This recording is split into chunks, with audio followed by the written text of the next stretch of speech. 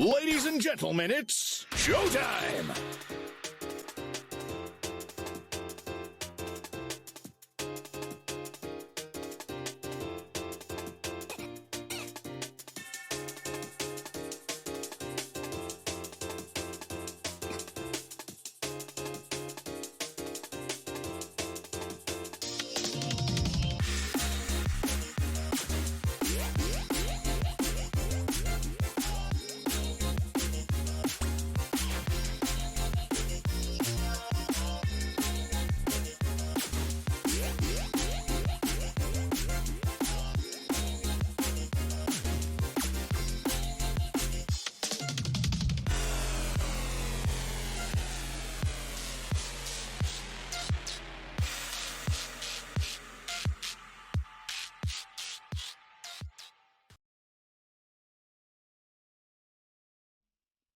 Ah, ah.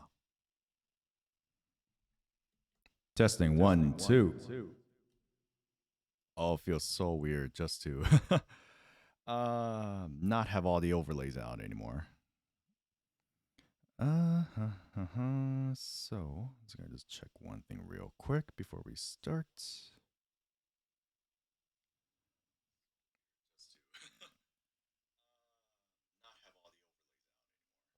Cool. So let's turn this on.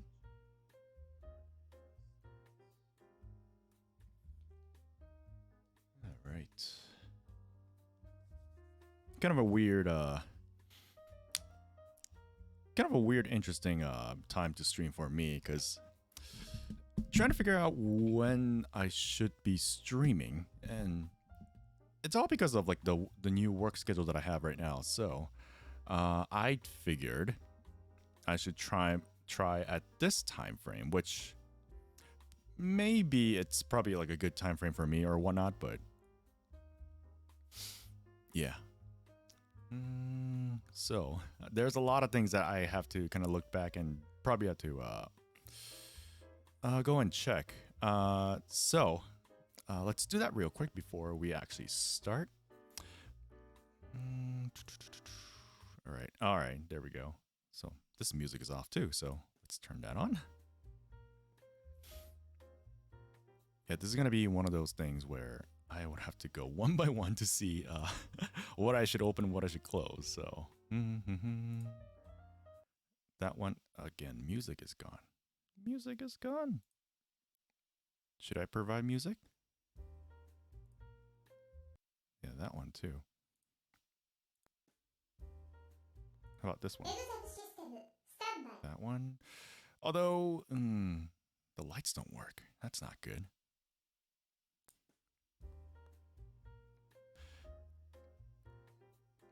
Just popped in before I head to bed to say, "Hey Zeke, what's going on? Welcome, man. Hey, thanks for coming in, man." Yeah, this is a very unusual time for me to stream too. I'm trying to figure things out, but hope everything's good. Yeah, have a good night, dude.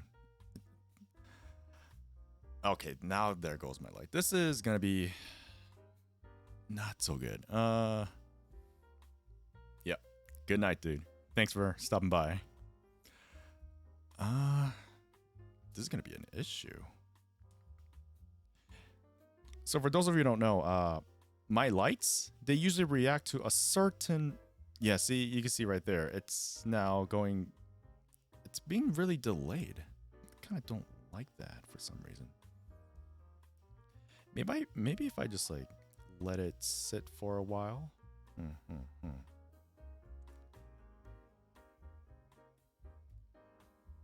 gonna just try something real quick. I'm gonna turn it off and on. That should be okay.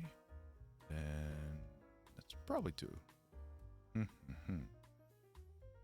So I think I have to do things manually from here until I figure this out, because these are really a cheap pair of lights, as you can see. And one thing about these lights that I kind of like and I kind of don't like, it's just sometimes they work, sometimes it doesn't work, and they all connect wirelessly. So that's kind of the thing. Let's pull that camera here. All right. So for those of you who are new here, hi.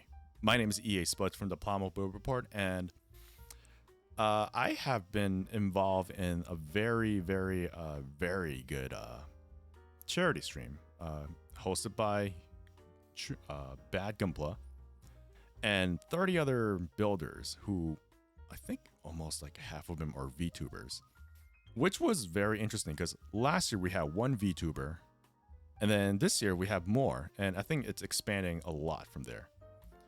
Doku, how's it going? Welcome. How are you? Good to see you. Let me do one thing, and that is going to be changing my... Yep, there we go. Next year, all VTubers. You know what? We all should be VTubers. I mean, I've done it before on YouTube videos. The thing about it is that my setup right now is it doesn't have enough USB cords for any plugins. Doku, you could definitely be a VTuber. I think it'll be fun.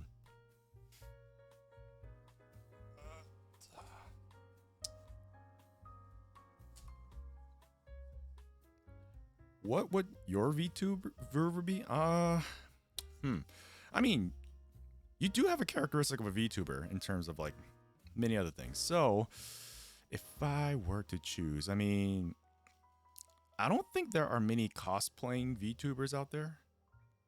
So maybe that could be your strength. You know, I wouldn't even know where to begin. Yeah, it's very hard because my VTube model, I mean, I use it as a joke for most of the videos.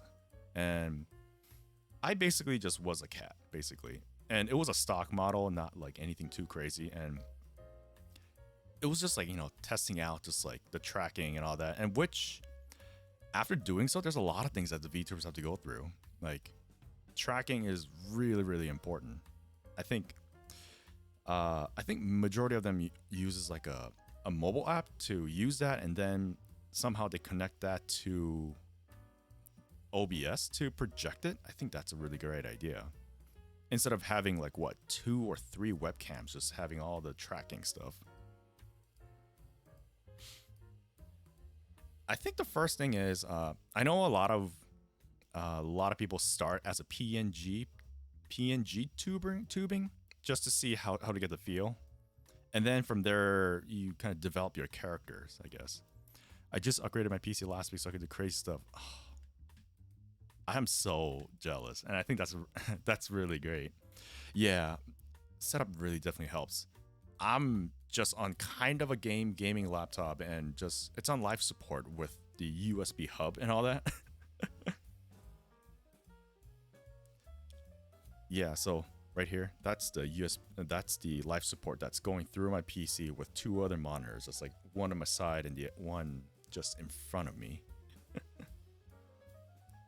So yeah, definitely those type of things really help. Especially having like another screen. Yeah.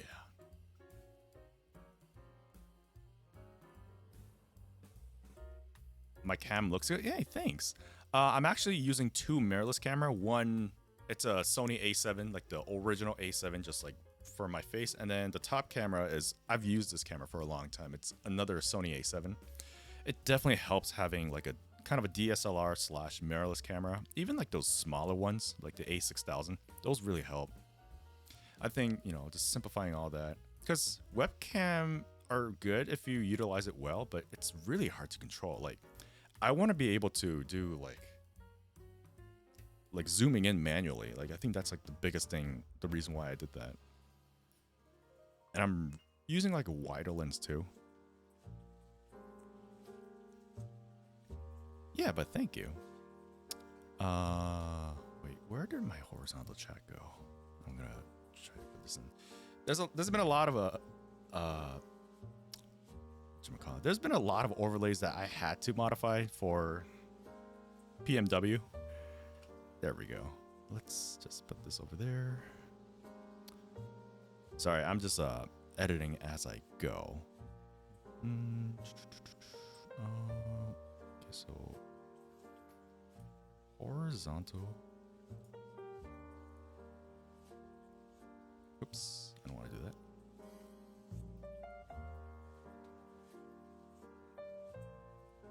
it's this one. All right, let's going all fancy on this.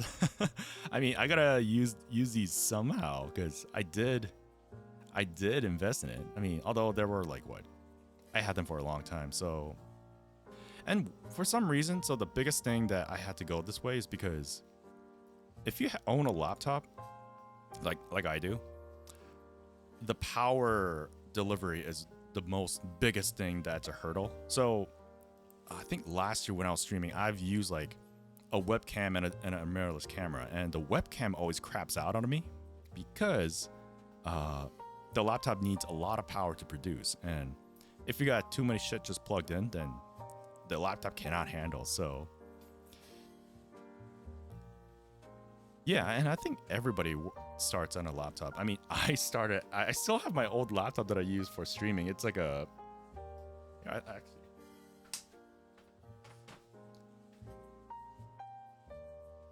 here's the laptop that I used when I first streamed. It's a like an Acer Aspire V Nitro. Not bad, not bad. I think I might reuse this for something else. The laptop died because of streaming? Wow. I mean, your stream, I mean, I think streaming kind of really takes a toll sometimes. I had some of my stream died too because my laptop couldn't handle every reaction. I think, yeah, it's a struggle if you're using a laptop. I can't believe I survived this long, and I think like a lot of other streamers use a 2 PC setup, which they have like one like very clean PC to use as they're streaming, and then if they're like streaming like a video game, they use the other PC and then they just hook it together. I think that's more efficient so that your PC doesn't get any strain. But if you already have a really powerful setup, I think that's even better, because having two PCs, I mean, it's gonna get hot, you know. And this room has no way of having a really good ventilation for heating, so I do have a lot of shit just like turned on right now. It's always hot in here. That's good. Yeah, one day I'll have to ask for the spec, unless you already wrote those down. All right. I think that's enough catching up. Let's go ahead and start. But hey, thank you for everybody for coming in. So today, I kind of did some yesterday, but I'm going to continue doing, finishing up the sponge painting. There's a lot of parts that I need to sponge. So, like, but just to show you like where I am so far, I did the legs, thighs, and then the shoulder armor, and then here's what we've like from previous, like this is where I finished, but then I've also colored in the skirt, and then I had to add some more layers to the blue, the orange, and also the white. And if I were to show you the comparison,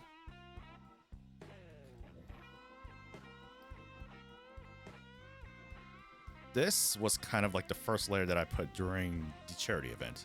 As you can see, there's a lot more black spots that I need to fill in, but compared to like what we see right here from the gray, this is like 3 coats, and it's already looking pretty good in terms of color. So this is a really like a good example of like how the definition comes out for the shading portion of it, which it's great. I kind of regret like putting this together because normally you have to take everything apart, and I did not want to break anything. I think I had to really fix some stuff while I was doing it last night. You could always get a straw and an airbrush. A straw.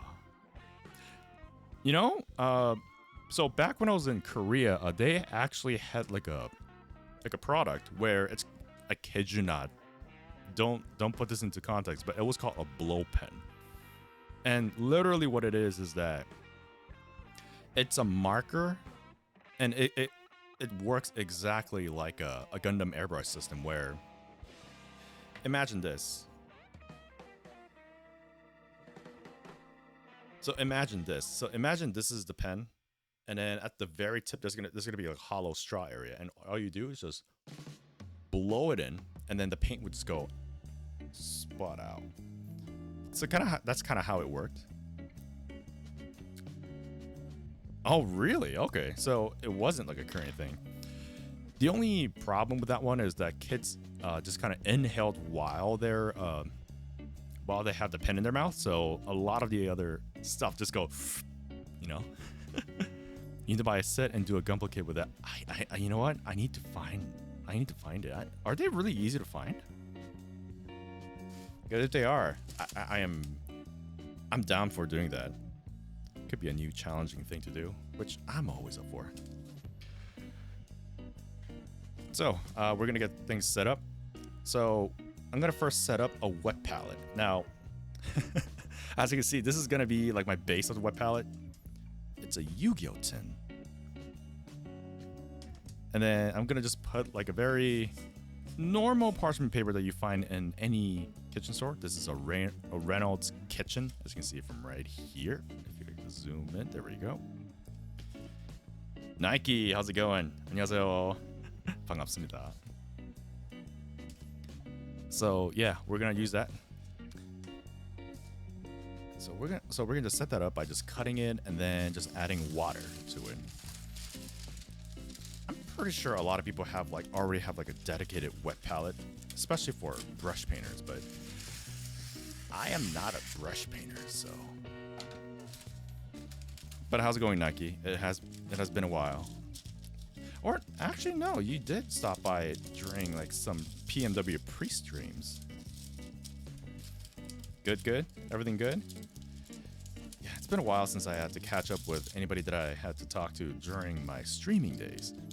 I was in a bunch of these PMW streams. Hey, thank you. Yo, thanks for chiming in and supporting like the whole thing. I mean, PMW was a blast.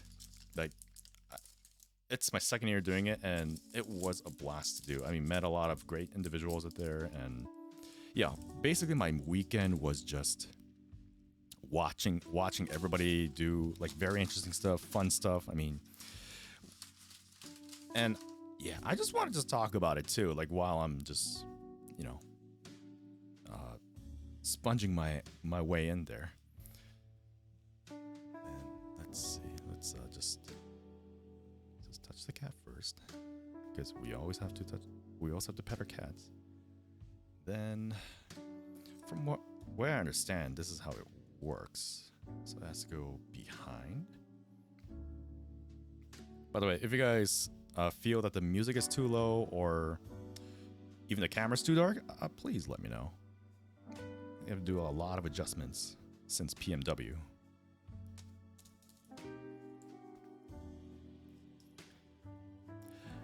But yeah, PMW. It did take a while for it to come through the D-Day. How everyone's all excited and just figuring out the new steps of the way. It was fun. I really love just getting together, meeting new builders too. And then we're gonna just do that. I think it might need more. No, it should be okay. So, I know a lot of people here are better painters than I am. So you guys probably know this fact. But for those who don't know why I'm doing this, acrylic paints are very, very sensitive to its drying characteristics. So for example, if you're doing like a piece of paper, it dries almost instantly. And what I see a lot of people do when they're brush painting is they have a wet palette that will keep the paint to the point where they are thinned just a tad little bit, and it keeps its, I guess, paint characteristics or personality. So this is kind of the important step to do. Yesterday I did it without it, and I probably had to pour a lot of paints in and out. Out of the new builders, I only liked one of them. Oh, really?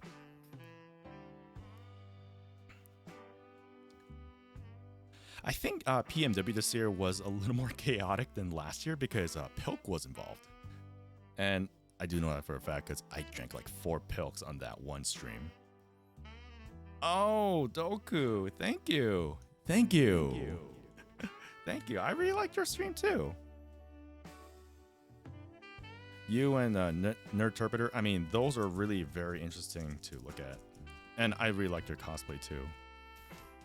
I was telling my fiance, well, she's a redhead, and I said there is a redhead main character in the Gundam series. Her name is like Christina McKenzie, and she didn't believe me because she doesn't really watch Gundam. And then I showed her a picture and it's like, oh, yeah. Yeah, I can't cosplay for shit. Let me tell you that, because I have limitations and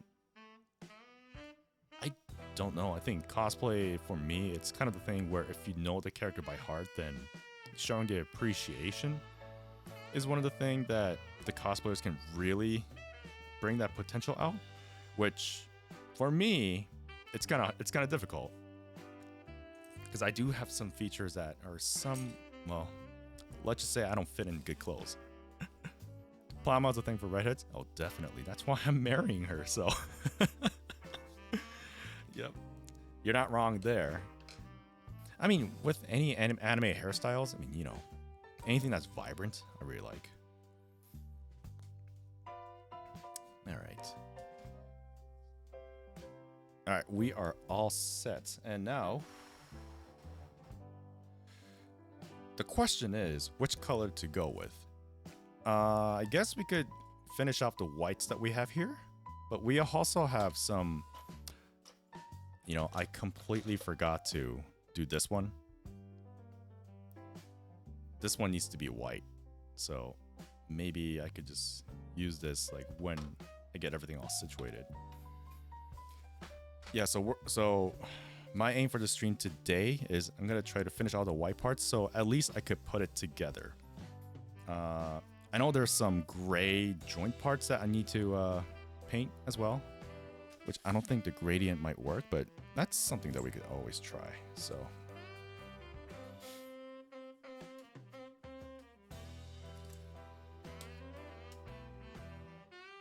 But yeah, how's everybody doing today? It's hump day, Wednesday, middle of the week. I gotta say, after Sunday and then Monday, I regret not taking time off. I mean, although I'm still working from home, it was a struggle. It was a struggle just to even get up. Meg, how's it going? Welcome. How are you? How are the kitties?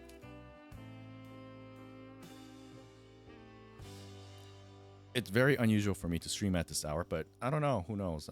My work schedule just got pummeled with a late night meeting, so I'm trying to see if I can find like a good time to go back to it again. So Meg, since you came in, I don't know if you heard, but we're going to attempt or finish off sponge painting, which is basically taking your usual makeup sponge, add some paint to it, and then add some gradation to it, so that we could make a paint style that is, it's kind of like an airbrush. So this is kind of the one thing that I've worked on so far.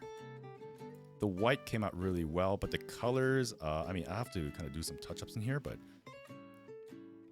yeah, it gives a little bit of a challenge of like how you can achieve this kind of a coloring without an airbrush. It's very interesting, yeah, and I was pretty surprised that a lot of people during PMW never saw this before. I mean, a lot of people usually use sponge chips for like chip damages, but regular makeup sponge, I don't know who uses those for. Really? You guys don't use this for like concealing or anything like that? Although I did see a lot of people use airbrush as putting blemishes on their face, so you know, that could be it. It's a strange world we live in. We could literally just take anything and just make it work.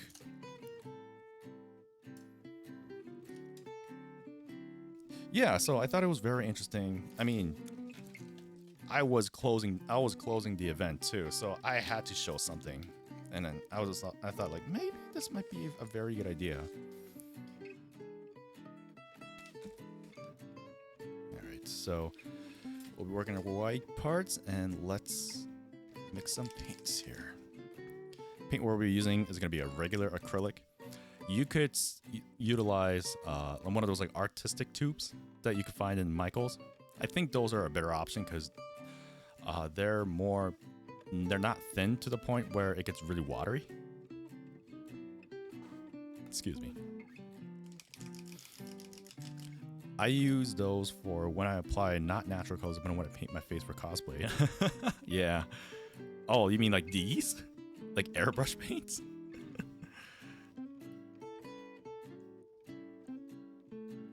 Oh, when I not... Oh, the sponges. Ah, I see.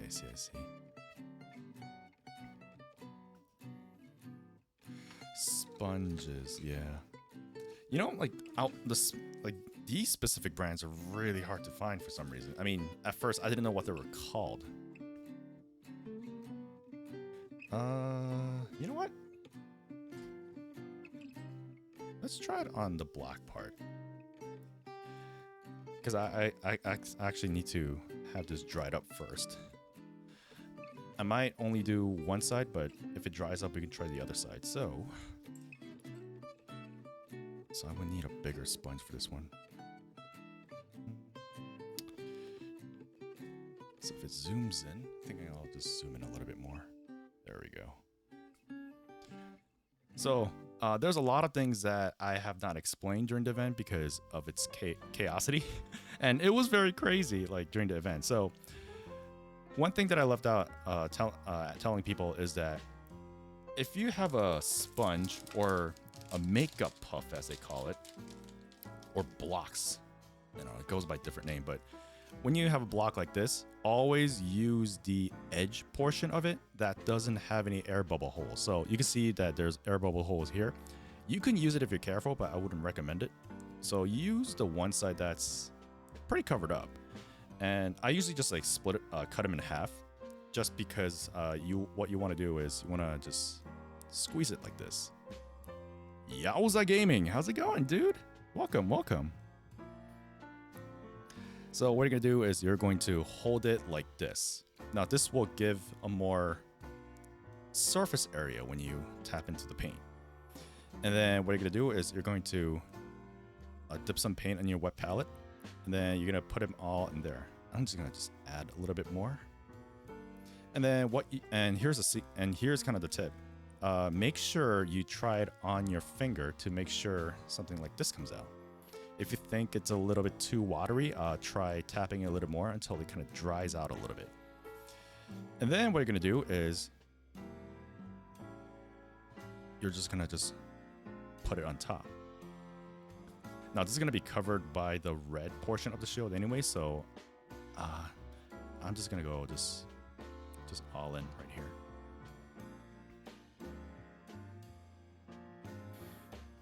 And then as you can see, the color now is all coated when you do it one time. Actually, this might be a better angle for you guys. It's a lot clearer. My clock is somewhere else. So after you leave it this way, you're gonna dry it up. And then let it dry for, I'd say about like a minute or so. And then come back to it and start adding layers and layers. And I am going to move the clock so that doesn't distract the chat. There we go.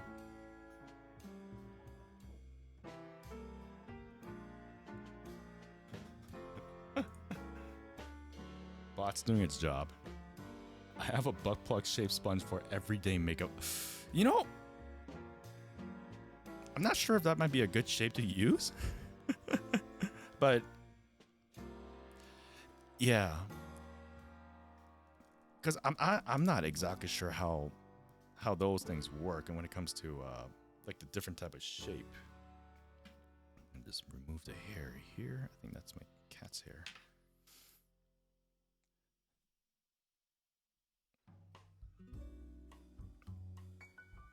then we're gonna do is we're gonna just add the second coat. Now make sure you don't tap on the same area like more frequently, because if you do that, then what you're doing is you're taking off the acrylic paint off, so it's the same thing as just erasing it. Ooh, I plan to paint kits for the first time tomorrow. Nice, nice. Well, what kit are you going to paint, and how are we going to paint it? That's good. I do remember my first time painting a kit. It was actually a petite guy for testing spray paints. Like, I didn't immediately jump to like a Gunpla model. Although petite guy is considered Gunpla. Considered, you know.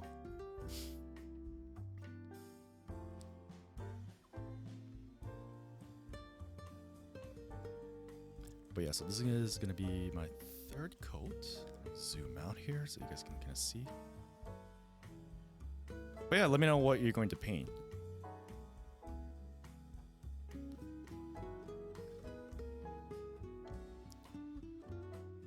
So yeah, already this is the third coat. I think I put a third coat in there, and already it looks good. Sponge, yeah. Hey Tommy, how's it going, space bartender? Welcome to the stream.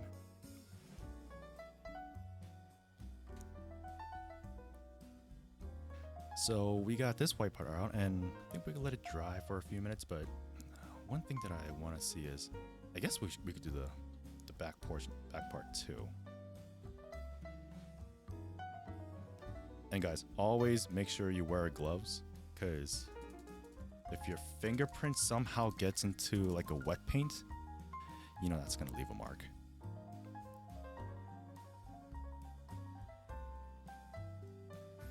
And Doku, I think that butt plug shape sponge that you're talking about might be good for the shield, because I can't get into most of them. Like, look at that. It's very hard to get in here.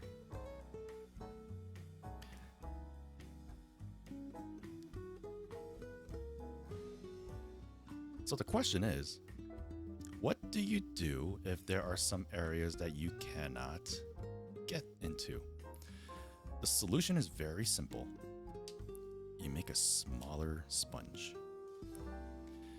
And it's going to be really hard to hold on to it like this. So we're going to try to cheat a little bit. We're going to use an angler clip and have it hold.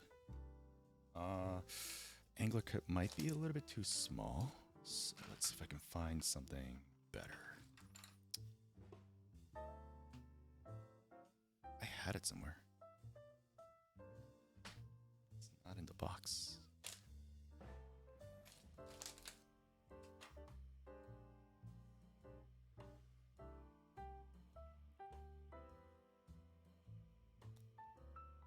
I'm planning to paint my armor core kit I finished recently and hand paint it with, ooh, armor core. I've been building for 16 years and never painted kits. Nice. I do have an armor core kit that I need to paint. It's actually behind me.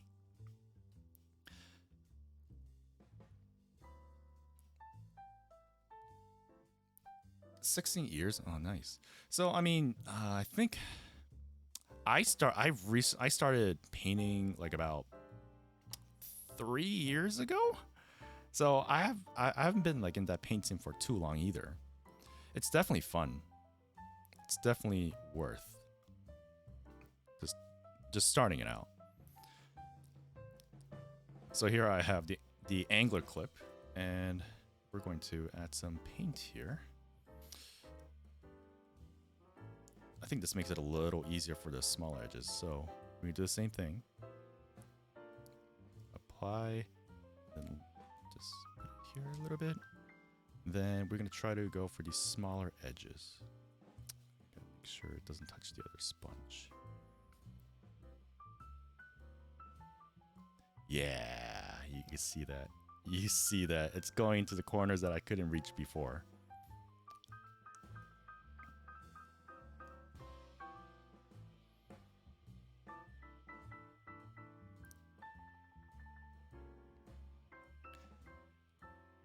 And I think I think it was Doku or someone else who asked me during the stream of do I need to prime it. So as you saw before, I primed the white parts black, and the reason I did that is when you apply a white paint on top of it, you gotta already see here that the gradation effect already coming in, and the panel lines has already been filled in. So it's a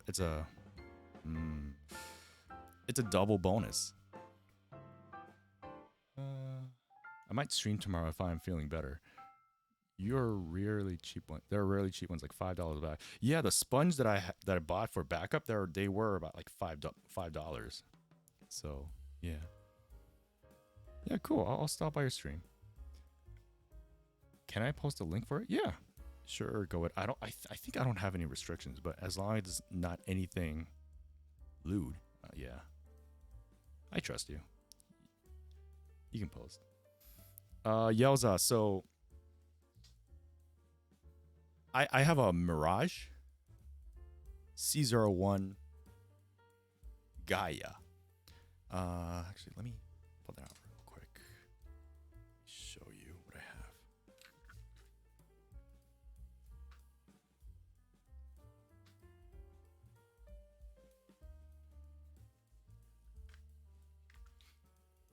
I was gonna post makeup sponge on the cheap. Oh, nice.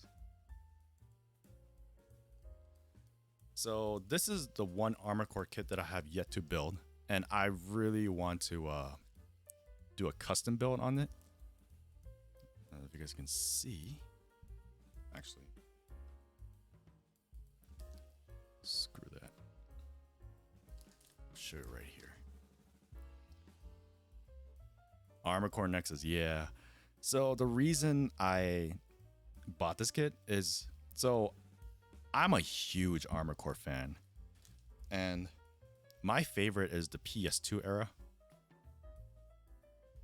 So which includes Armor Core Another Age, Armor Core 3, Armor Core 3 Silent Line, and Armor Core Nexus. 9-ball was okay. I think it was just like a glorified Master of Arena. And my armor core kit, my armor core in the game had the head and then that core with the EO extension. The only thing that I need to try to find is the machine gun and the leg parts, but they are very hard to find. And one of my Twitch friends, he asked like if there's any kit that you want to kit bash, what would it be? I said it's gonna be the armor core kit that I played in my game. So I'm hoping to find that specific weapon and armory. I think that they used to have option parts just selling, but I think they only made a few, so I may need to scratch build them, which I only have a little experience with plot plates. You got the Alaya. Oh, nice, nice. I'm trying to remember where that's from. Was that from any of the Armor Core games? Because I do know, like specific to the series, they do have kits that, well, they do have the Armor Core that came out in the opening, or it's just like a huge part of the game. Zeonic Gunpla, how's it going, dude? Welcome, welcome. But I want to do a white glint with a VOB backpack with Noblest oblique. Ooh, white glint. That's always a popular one. That looks really nice. I haven't seen many of the white glint through my network. I would say it. I think for the shield, this should be okay for the inside. Yeah, already, you guys can see, it's already dried. I think I'm gonna add like one more coat, then move on to the other parts.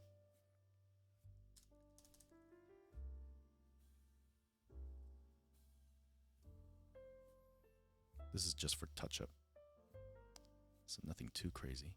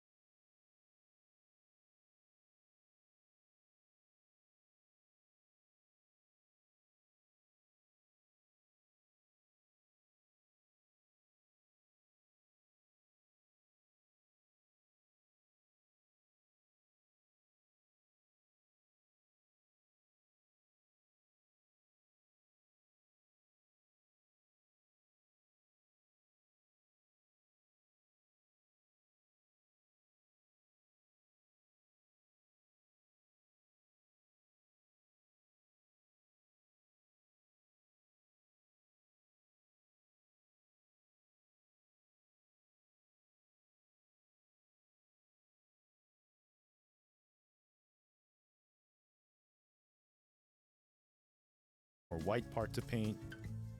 Yeah, this is gonna take a while. But I guess that's kind of the reason why I'm streaming right now, because I get to catch up with you guys.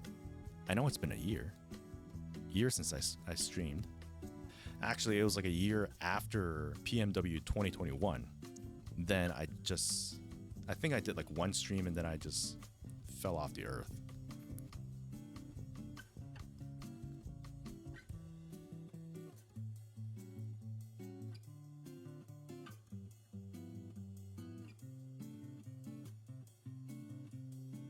Okay.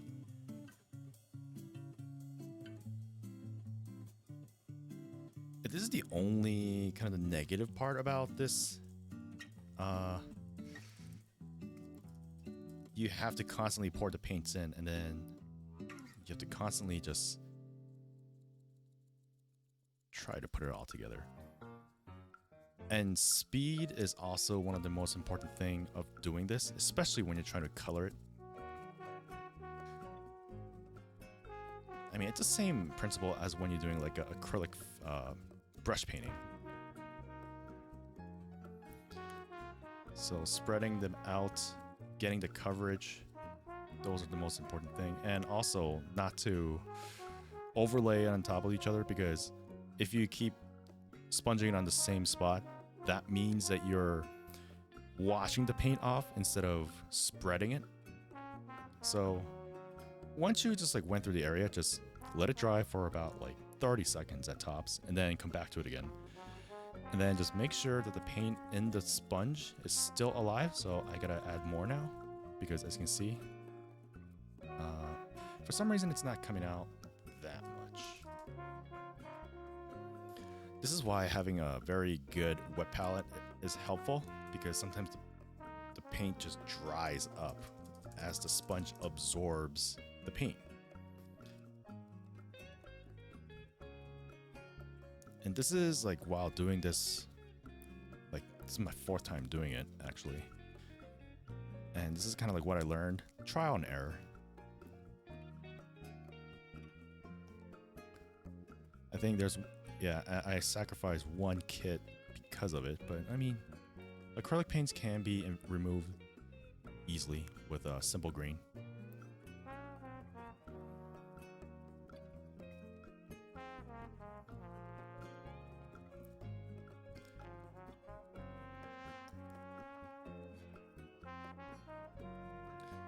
Yeah, red takes a lot of time. Just, well, it's actually orange, but just to color red or any of the lighter colors, it will generally take a lot of times if you use a black primer. So keep that in mind.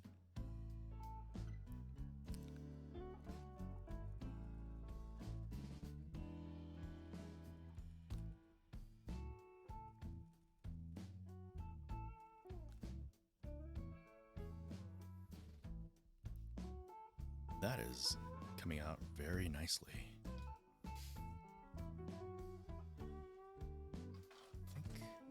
You know what? Let's go ahead and do the rest of the shield. So the only part that I will be doing right now is going to be the yellow. And this will be a good example for those who want to see it on a different prime base. So what I'm going to do is I'm going to use well, here's the thing. What I'm going to do right now is I'm going to first add the orange first, but very lightly. And then on top of that, I will add the yellow. Probably like 2 or 3 coats. And the reason I want to do that is I want to have this kind of texture when it comes to the gradation. So this was on top of an orange base and a yellow highlight, and it looks stunning. It looks probably better than just like doing it with a black base. So we're gonna do that right now. So this is gonna be very light, because I can't really get a really good grip on that one. So this is going to be a very quick one.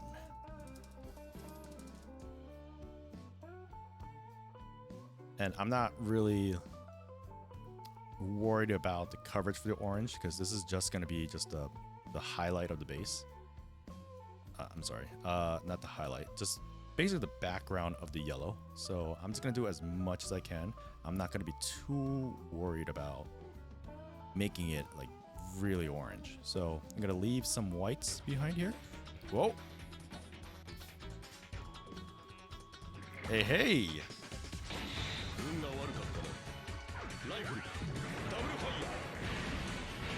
My light. Oh, there's that one light.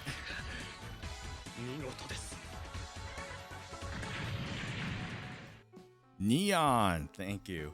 Thank you for the raid. Woo! Gunpla Neon with a 33. And the emo's getting crazy. Oh boy, this is...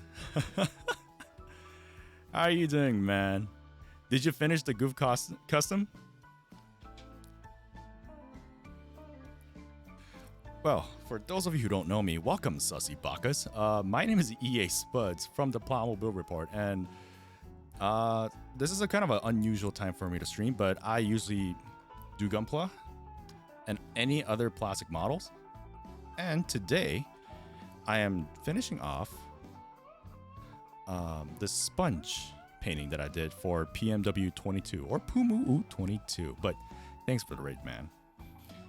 And for those of you who are already in the chat that don't know Gunpla Neon, I don't know why you guys don't know him. He is a very he's a very good Gunpla builder. Also a very funny one. He sometimes changed into a dog. Can you believe it? And he always says that I have better production quality, but no. His one's a lot more better. So there you go. Go check him out. Send some Plamo love. If you are not following him, shame on you. He should be followed. But thanks for the raid again, man. I'm kind of glad that these lights work, but these are kind of finicky right now, so I have to see what's up. So for those of you who missed, right now we're just working on the shield. I'm just letting this red or orange just to rise up a little bit, and we're just working on, what do you even call this? The cross?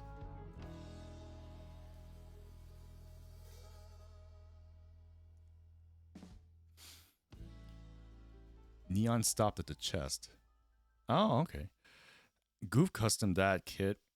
It's very well made. I mean, I don't know if you went to the part where, well, if you stopped at the chest, that means you didn't do the arms yet, but the arm has a really great gimmick for holding that giant Gatling shield. It's pretty well made. You should finish it. I was inspired by the time you turned to a cat. Oh, that's how I got inspired? Oh man, I'm kind of honored actually, because that was just a stock model from VTube Studio, or I think it was called Face Rig before. But I do like the Borf mode. I think that was kind of the first time I saw you in a Borf mode during the PMW stream. That was awesome.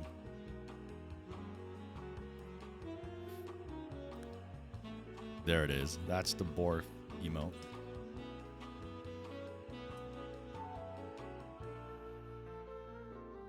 Alright, so now I'm going to apply the yellow.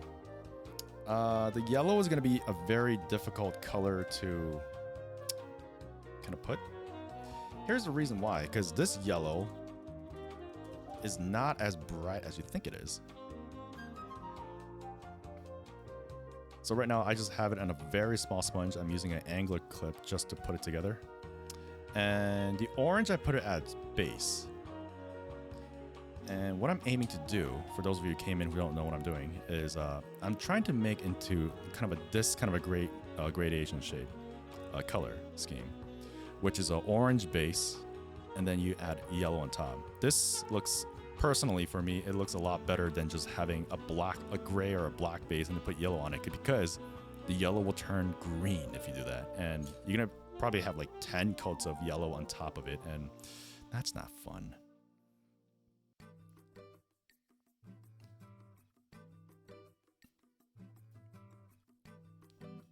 And I'm not going to be too worried about the edges here. Like, I know there are some parts that was still gray or white. This is like the original primer color, but I'm gonna try something really different. I'm gonna try something really weird. And I think that's like the whole point of like why I'm doing this. So when you're doing this, you can already see, like, you can see the gradation happening already. The point of doing this one is I am going to just leave the orange edge to make it seem like that's going to be the gradation point. So I'm just carefully going around, but I'm not covering everything with the yellow. I need more yellow. So we'll just let it dry for about 30 seconds. That's really all you need per coat, which is very interesting.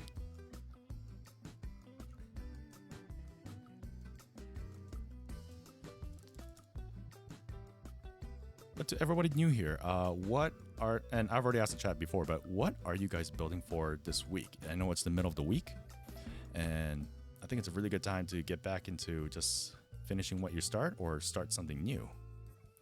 I know some of the chat, I think Yowza Gaming said he was going to start painting an Armored Core kit, which I would love to do that someday.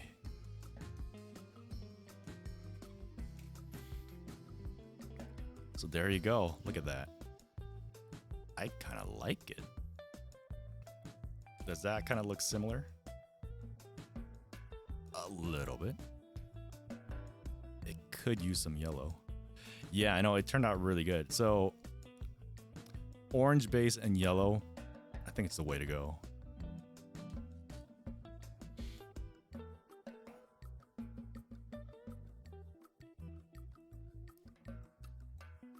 Just add a little bit more. Yeah, I think that, well, so Neon did a custom, he just showed like probably like an hour before I was in his stream, and he did a Nobel Gundam that he built for PMW, and he literally painted it into a Sailor Venus color. But I think for that, if you do like post shading, pre shading, I think that might defeat the point, because I don't think any Sailor Scouts have any of those characteristics, and it might look too mecha-y. So yeah, I think that's a good choice right there. So I didn't snap this in yet, but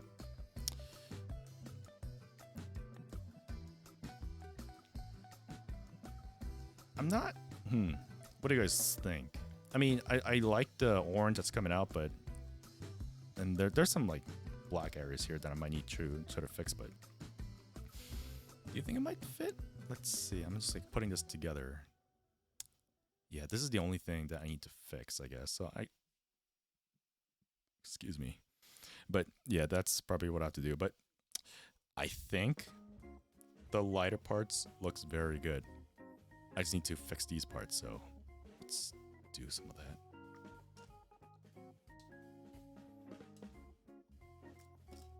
Yeah, there's no way I would have finished this in 2 hours. And probably the reason is I didn't have red paint. I think I ran out of it without even realizing it, so.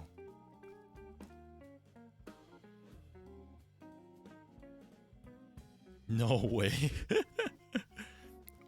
Were you thinking you might be able to? I don't know. I kind of underestimated it. I mean, as much as as people say, EG is a very easy kit to put together. This technique, again, I underestimated myself because I've only did that, like, I think at the time, that was my second time doing this. And I basically wasted one, well, not waste, but I tested on one kit just so that I can get the feel and the hang and just kind of see what I could, like, learn from it before I tell people that this is from my personal experience. And yeah, but you know, PMW was very, very hyped up. So there's a lot of fun moments there. Drinking Pilk, talk about a lot of model kits, animes, and you know, just vibing. I think from my stream, it was crazy because like I asked people like, you know, hey, you guys are welcome to come to the voice chat. And I think first it started at 4, and then it became like 10. Then like 16 people came into the chat and started talking about their experience on the paint style, which I really enjoyed that. I enjoyed a lot of people's experience just saying that they saw this and how, like, what's their experience with the paints overall, which is a great learning experience for me.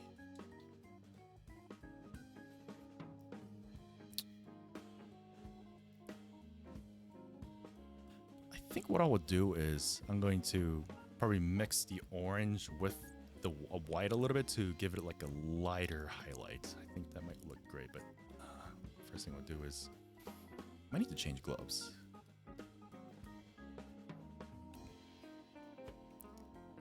Thanks, Zionic.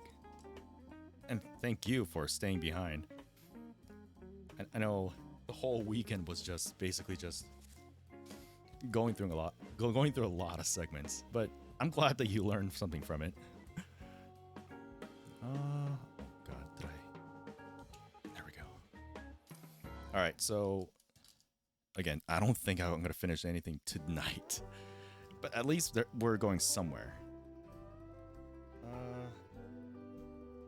So what I'm gonna do, I'll take like a small part of white and like 1 drop of orange, and we're gonna mix it.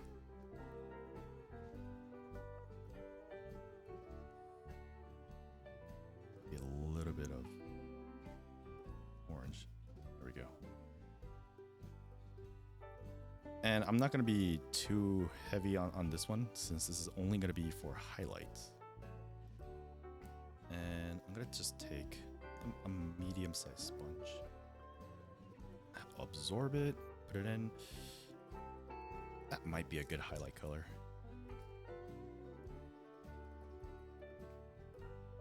Okay, and then this is where I'll have to carefully, just like when you do it in an airbrush, just carefully go around it. And I'm not gonna worry about Ooh.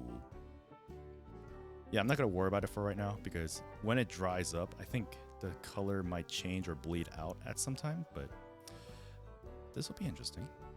Let's see how this would react. And the beauty of this one is once you put the lighter color on top, you could always paint the darker color on top to just cover it up. As long as the paint is not like gulky or all bunched up, then you should be able to cover it up with a darker color. So I wouldn't stress too much about it when you just apply this on.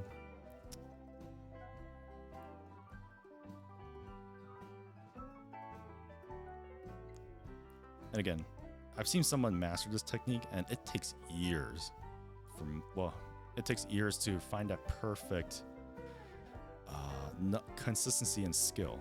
It's like, you know, when you do airbrush, you do know all this like different type of dry times and like the techniques that you use, like post shading, pre shading, and all that kind of stuff like that.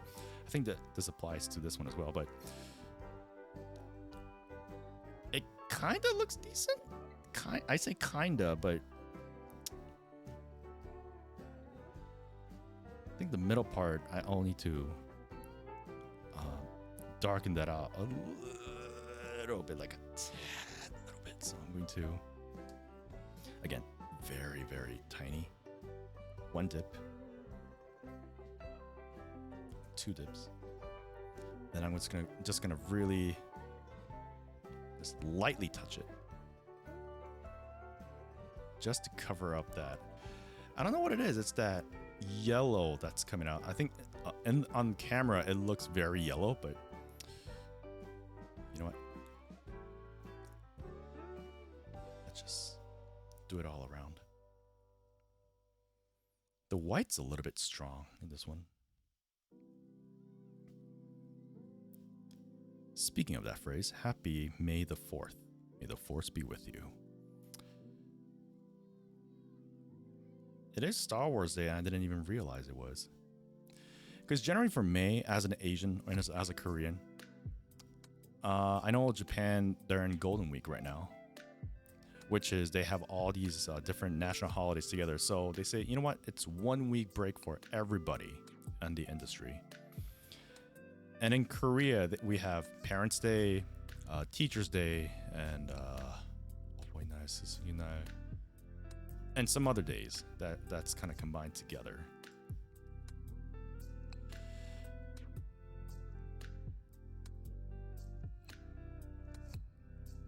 It looks okay. Yeah. It looks better for what it is. And I'm not gonna just like snap it in just yet. I'm just gonna just like put it on top and just gonna see the overall color. Depending on how I do the other reds or the other orange parts, I need to kind of either match it up to that standard or just leave this as it is. I think this might be something very, very... It's an attempt, right? I mean, I'm really learning as I go in terms of like how much of a contrast that I want to put into the painting. Does South Korea have White Day, or is that pretty much just Japan? I've never... Does South Korea have White Day, or is it pretty much just Japan? I've never thought to ask. So we do have White Day. So Japan and Korea, they have similar, I say holiday, but it's actually a marketing scheme from, you know, the snack companies. Valentine's Day, obviously, it's universal. White Day is... I know in Japan, they take it very seriously. Korea doesn't really take White Day seriously, but they do have like a bunch of sales. That's when candy shortages happen. And I'm not sure if they have this in Japan, but in Korea, April 14th is called Black Day.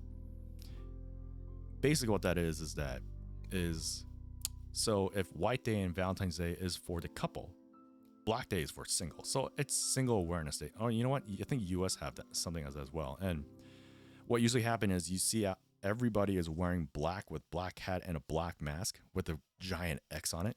And they go eat, it's black soybean paste noodles or jjajangmyeon. And from there, the hope is you find other single couples to mingle and they become a couple. So that's generally kind of like the 14th, like a month, every 14th of the month. That's kind of the holiday that they go for.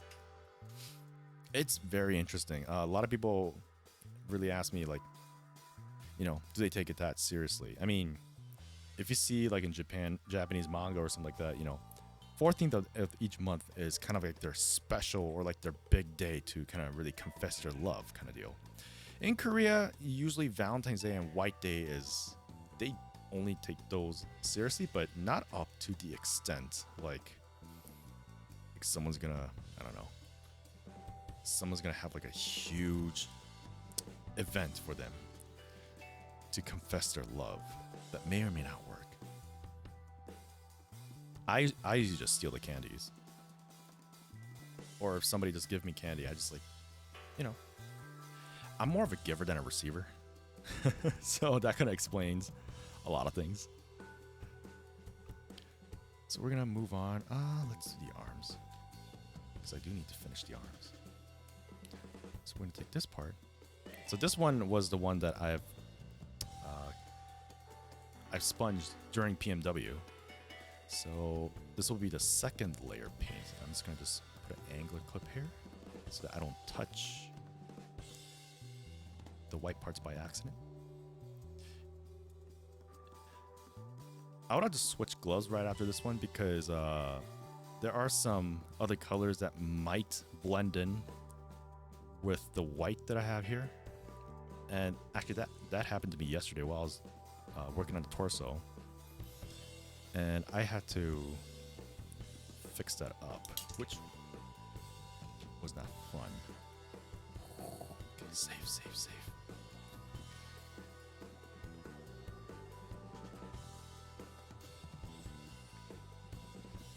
Yeah, luckily these are acrylic because, there we go. Yeah, second coat, I think up till second coat, it should be good. But I'm going to go change my gloves real quick because I'll be working on the next white one.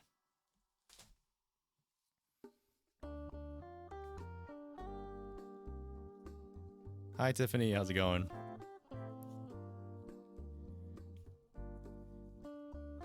Welcome, welcome. Hope you're not too sleepy right now.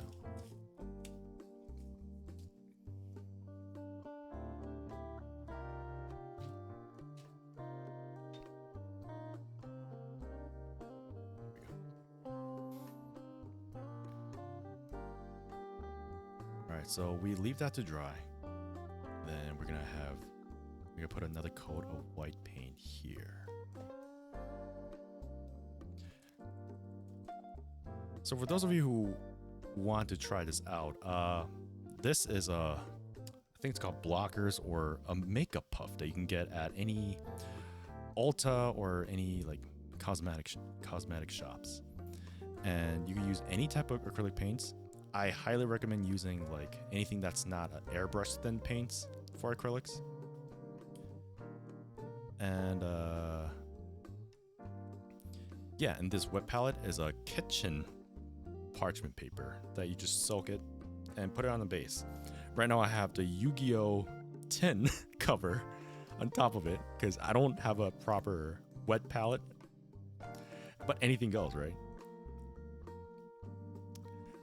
It's easy to set up this way. Yeah, because I've never was a brush painter per se. I think brush painters, I'm pretty sure everybody say this about brush painters, like who does like Warhammer. I find them very skilled because brush painting is no joke. It takes a lot more patience than airbrushing, and you need steady hands.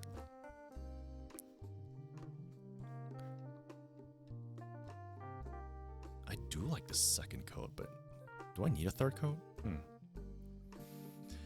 Yeah, so what I learned about, and this is, I actually learned it from an actual professional commission builder who he owns a YouTube channel called Gunpla Lab. And he told me the secret to doing great brush painting is to not breathe when you're painting. It helps with your hands being all shaky when you're painting. It actually is true, but you gotta be like a swimming, like a Olympic swimmer to just not breathe for about 5 minutes. Especially if you're trying to do it all in one go.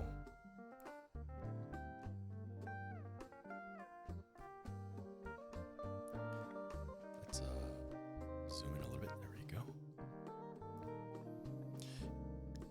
There's a lot of different tips that I've learned throughout the years from an actual professional, and you know, just by watching other people like do something very interesting.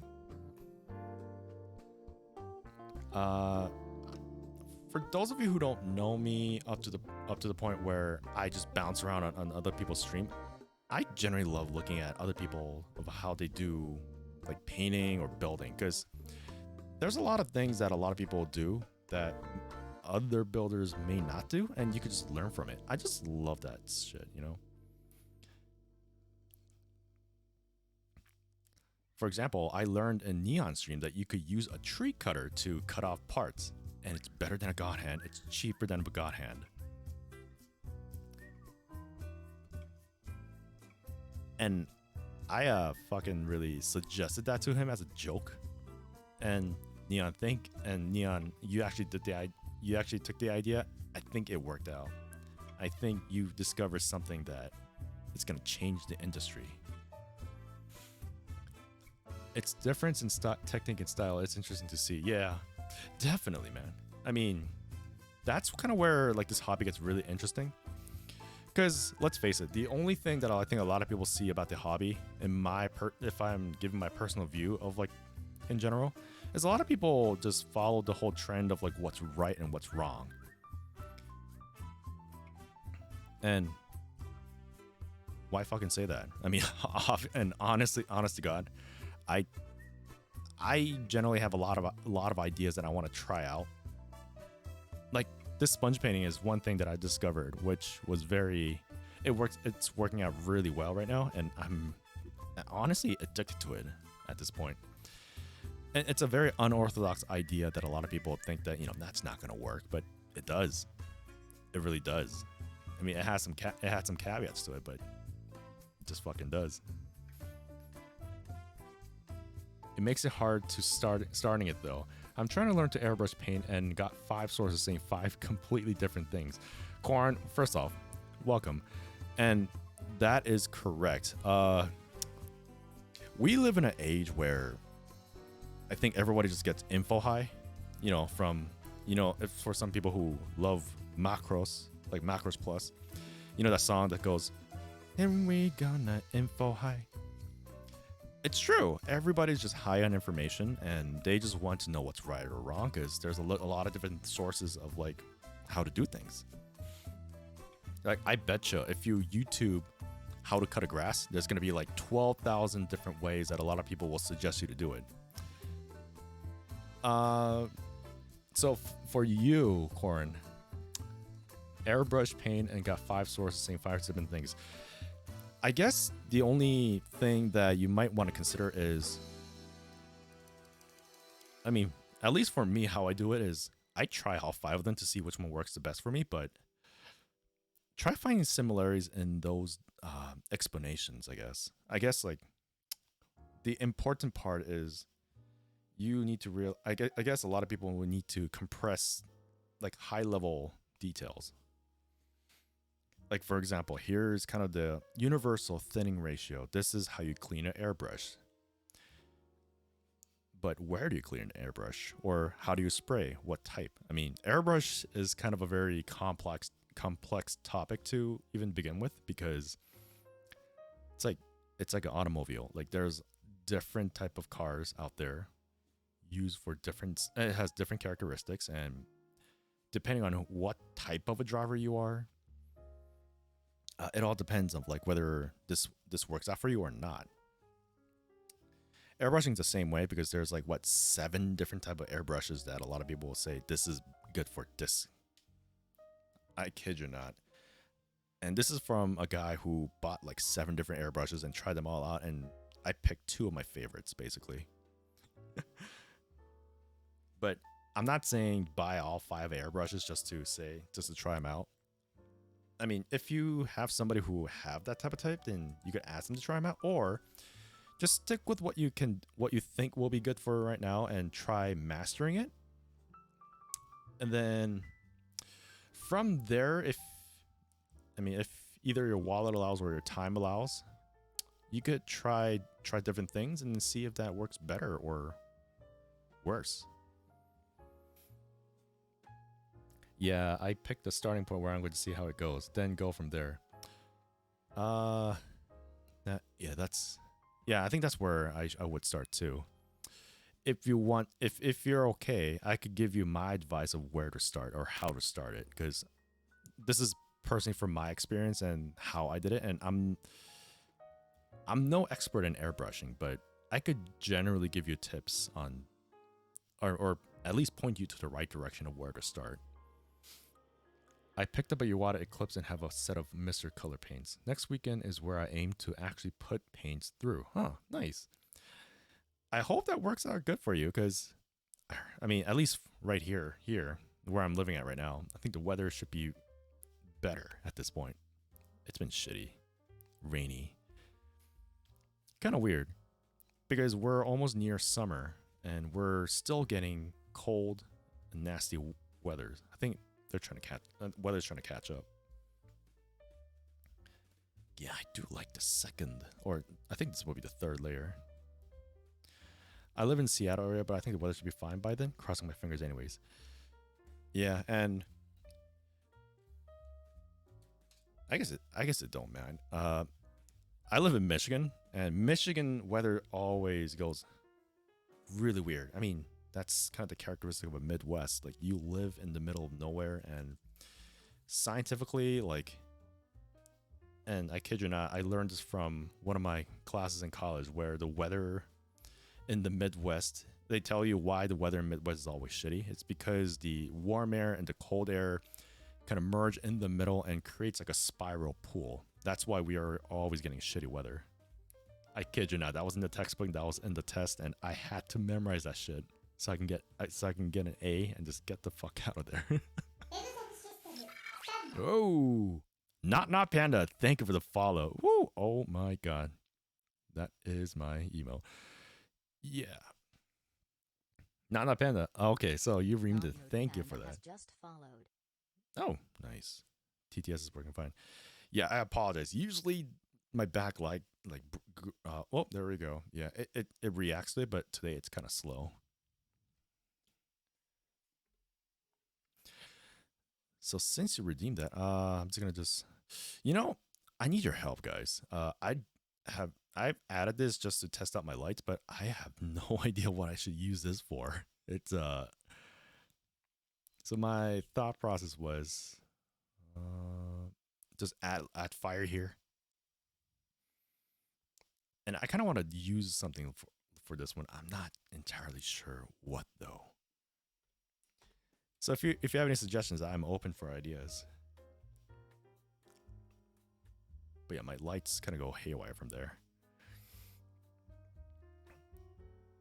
But hey, thanks for the follow again. Welcome to Plamo Life. Let me fix that so that doesn't bother anybody. Back to normal. Okay, there we go.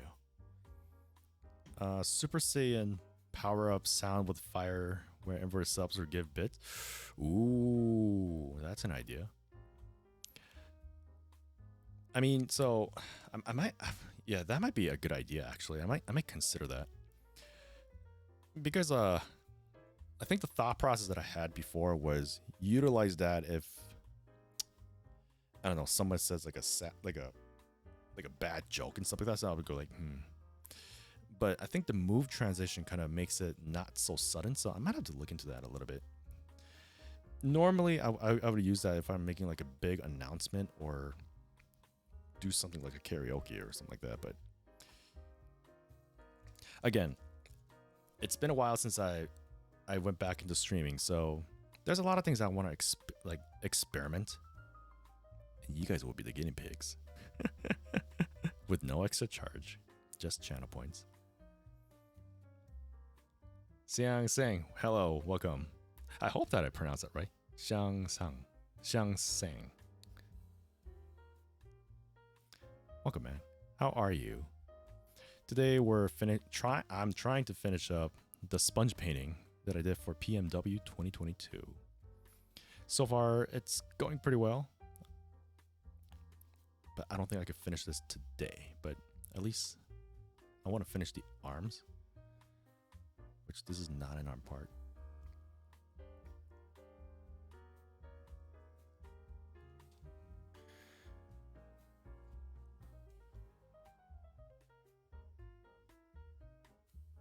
So I don't know what part this is, but I think this is the arm part. So paint that as well.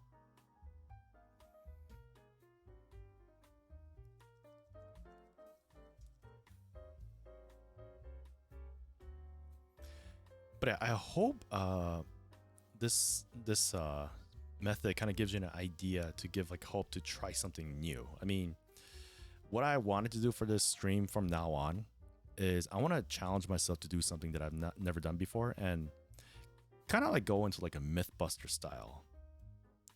And I will want to call it like Plamo Challenge. And that's kind of the reason why I have like some sort of a channel point over there. You guys can suggest me any type of challenge that you guys wish to see, whether it's something that I'm doing right now or something that I could try to do on the next stream. So yeah, I leave that ideas up to you guys. So have fun trying finding something that I could look into and I could try it on stream and we could, explore it together.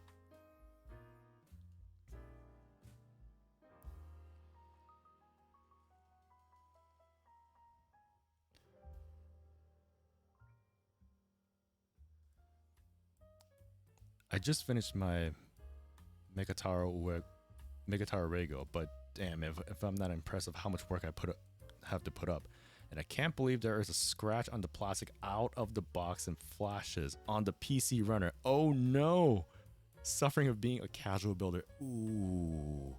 How bad was the scratch? Like, please tell me you at least you saw that like before you opened the plastic box. I don't know what the return policy for that type of situation in the US. I know in Korea and Japan they would just replace it. For your paints, are you mixing your colors or are you getting color as is? So for this one, I'm using the color as is. But this will all depend on what the base paint is going to be. So there are several examples that I showed here. I mean, I did mix some colors here and there, but the basic, I guess, the basic thinking is that when you apply, let's say for example, on a black primer and you put a white part, you can see that I am allowing the black color to bleed through the white color to make it like a grayish, kind of a shadowy kind of texture. And I haven't really thought of like a good color scheme yet. Like these are some of the color schemes that I mean, I only use the paints that I have that I'm going to try to replicate. Like the color of like the original EG. This is like nothing has been done to it. This is just panel lined and just really, it's just a snap. I just snapped it together. That's kind of deal. So yeah, to answer your question, it's just the color as is. But for the gray parts that I'm gonna do next, I'm gonna try to give it a little more like gradation or like a highlights. Because if I just put just gray, it might look a little boring.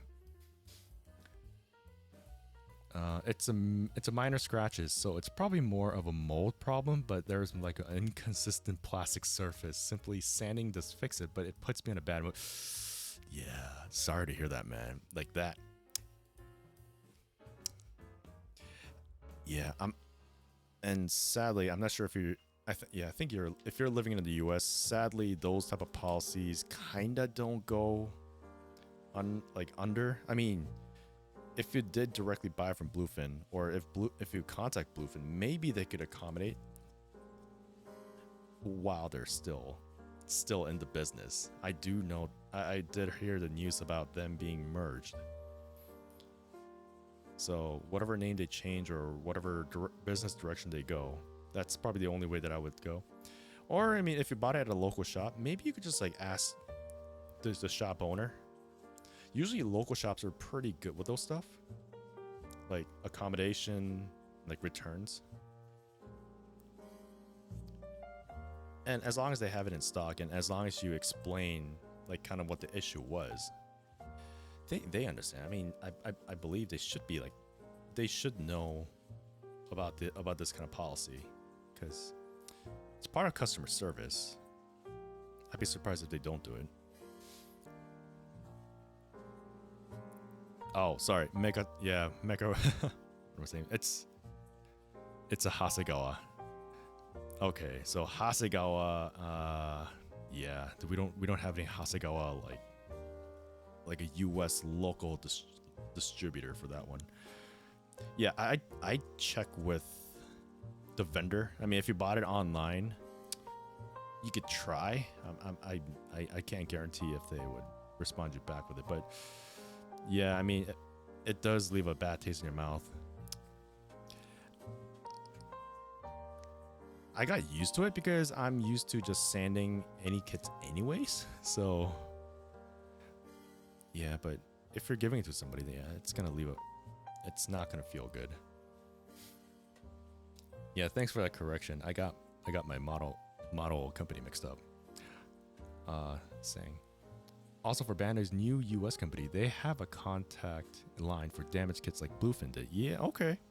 Okay, so at least they're keeping that. I rarely had to contact like Bluefin or Bandai for any of like damaged kits, which I think that's lucky. I guess I was lucky. But yeah.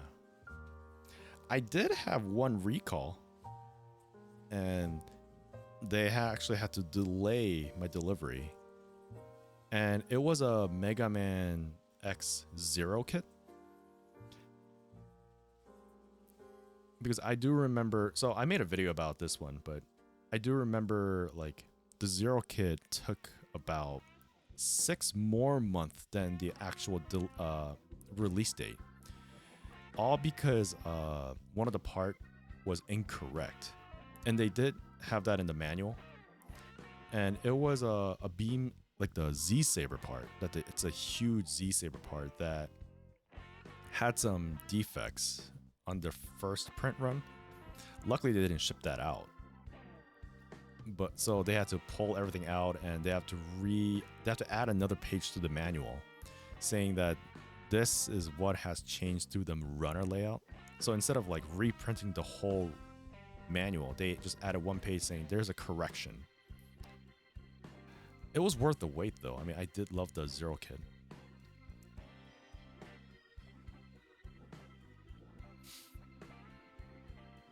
Michael knows me. Yeah. I think out of my Bandai kits for many years, I got one problem. The kit's missing PC number. Oh no. The polycaps. If you don't have the polycaps, how are you gonna put things together? Yikes.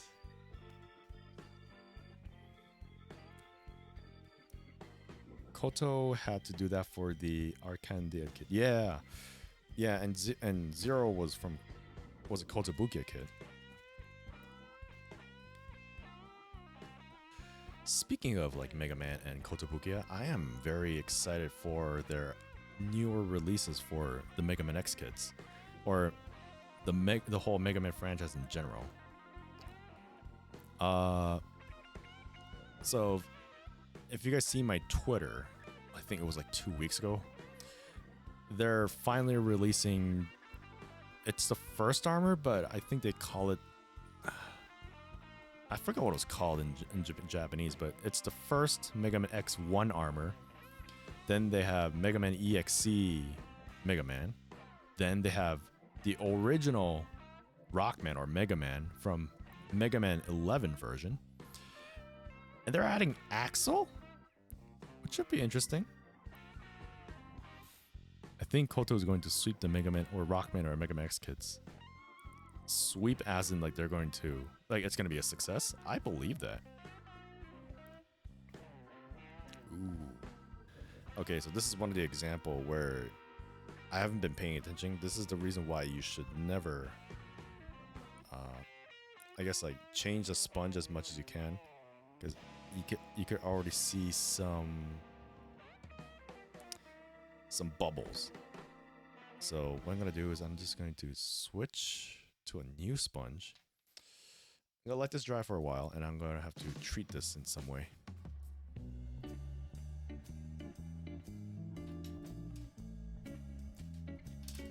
And so this is gonna be the arm, the elbow part. Should be very easy to do. So far, it's X through X3 kits, right? Yeah. If you're talking about the new release, so they did have X1 and X2 Special Edition. That's gonna come out this year. So far, Mega Man had X4, let's see. Last year they released X2.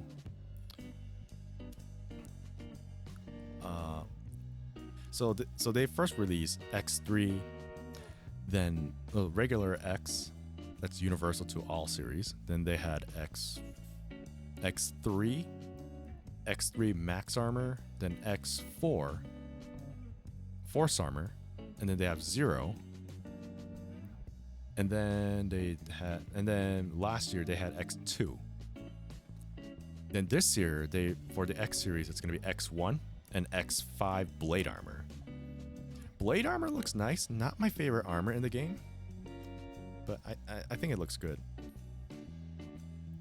And then they had Zero, Nightmare Zero. As far as the X series goes, yeah, that's all there is to it for right now. Axel, I think they're still they're discussing it right now. Eventually it'll come out sometime like 2 years from now, I think.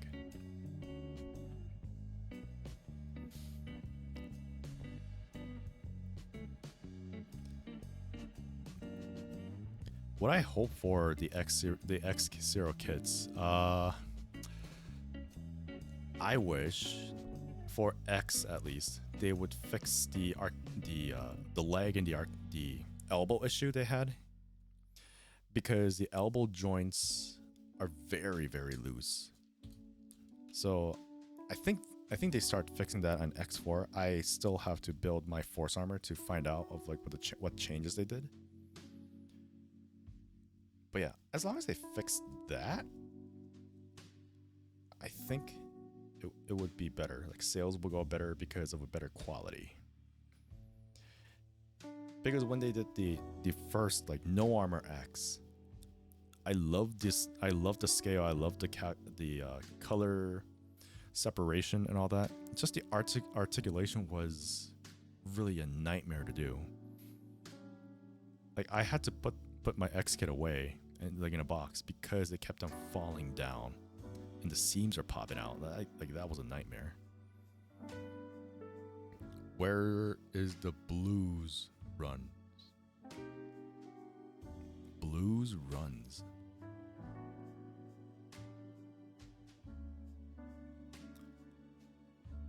I don't understand what that is, but if you're talking about blues as a Japanese name for Proto Man, Kotobukiya did have that kit, like with the original Rockman and Roll for that matter. They should remake those.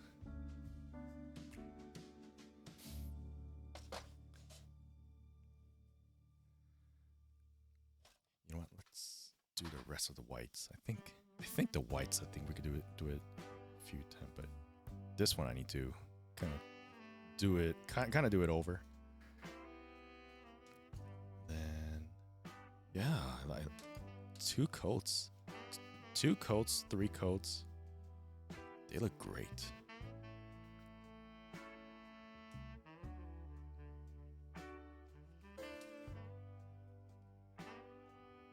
This one and 2.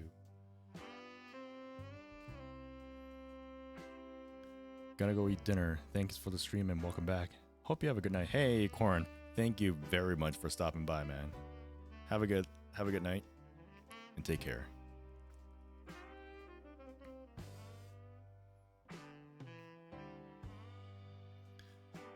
Let's see, we're an hour and 46. That's not bad. Not bad at all. God,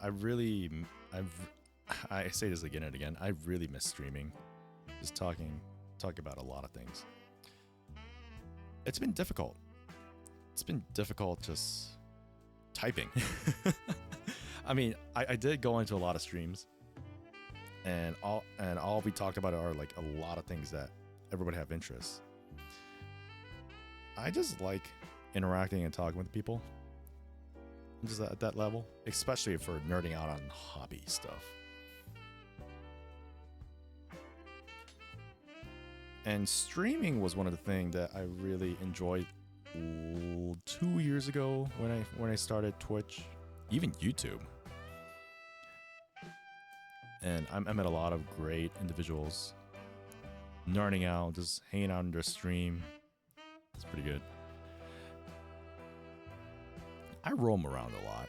I think that's kind of the reason why I generally enjoy watching other people stream and just supporting them too, because it's not often that you will see people just stream model kits. I mean, there will be occasional games, which I'm also a big fan of. But you know, this kind of gives like a more, how should I put it? A lot more a closer reaction when it comes to just like talking with you guys. Of course, there's like more fun, chaotic stuff that you can do, but this I enjoy. And generally because I don't really sleep that much, so that's probably one thing that you guys can find me at like a very odd time of the day.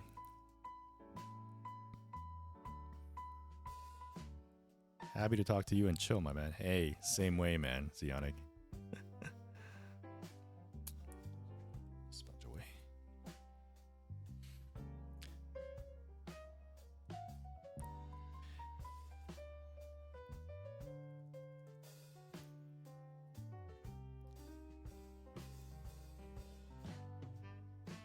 So let's put this here. So right after this project, I guess like one of the main things that I want to do before I get really too busy with, like, you know, real life commitments. First off, balance is important, but second off, I really need to catch up on a lot of promises and projects that I have been handed. Well, I volunteered to do. I do have a Kit Bash collaboration with Joar Inferno, and I gotta say, if you're in the chat right now, I am sorry it took that long. Shit just happened, but I still have it safe, and I plan to go work on it now that some of the big things just went away. So after this one, that might be my next project that I will start streaming. If not, if I want to take a break, just like, you know, snap fitting a kit, that's also something too. But I want to make this platform into a thing where we could explore some things together on model building techniques. Anything that's very unusual. Like, for example, did you guys know when trying to make a clear, like if you have a mechanical clear part and you want to make it even more transparent or clear, you use a pledge or whatever it is, but instead of spraying it on top of it, you dip it and then you literally twist it out and then just leave it on. And that floor polish will make the clear part even clearer, like, or more transparent. So it'll be really good for mechanical clear kits. Like I have one that I want to try it out for that kind of stuff.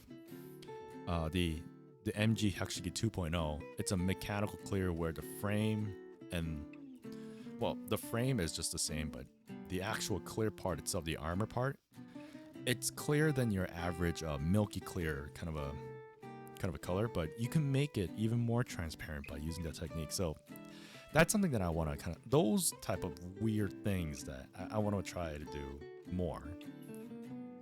And I feel more comfortable doing it on stream because it's more real time. Because YouTube video, it just takes a lot of time to edit. And if you guys didn't know, I have a YouTube channel that's, you know, it's mediocre. It's been in and out. I don't know how long I had that channel for, like 3 to 4 years or something like that. Yeah, I grew up with the Japanese one, so I know the Japanese name instead of the US for the Mega Man. That everybody gets confused. Like, in Korea, we called it Mega Man, but based on like how you call it, you could tell if this person's a gamer or this person just got into the franchise. Because back then in the NES, the Famicom days, it was Rockman, and in Korea, like, you rarely get imports back then, and people just like read whatever it's named, like Rockman.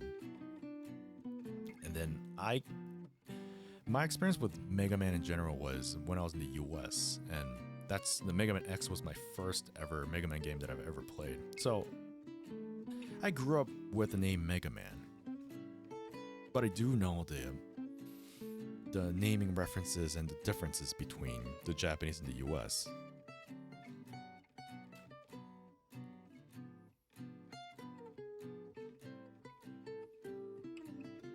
It's been a while, yeah. Mega Man has been like going on a long run too. Although they still haven't released their newest number, which, if I'm being completely honest, I do want a new Mega Man 9, X9, but at the same time, I don't want one. Because after 8, things got a little weird for the Mega Man franchise itself. I hear Command Mission was decent, but that thing's hard to find at a decent price. And I think the newest game right now is a mobile game, which touchscreen control is not my thing. Especially for a Mega Man game. I mean, come on. You can't do the infinite slash with a touchscreen.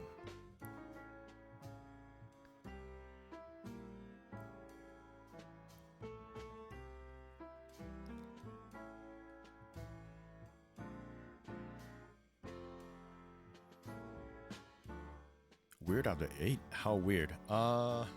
Okay.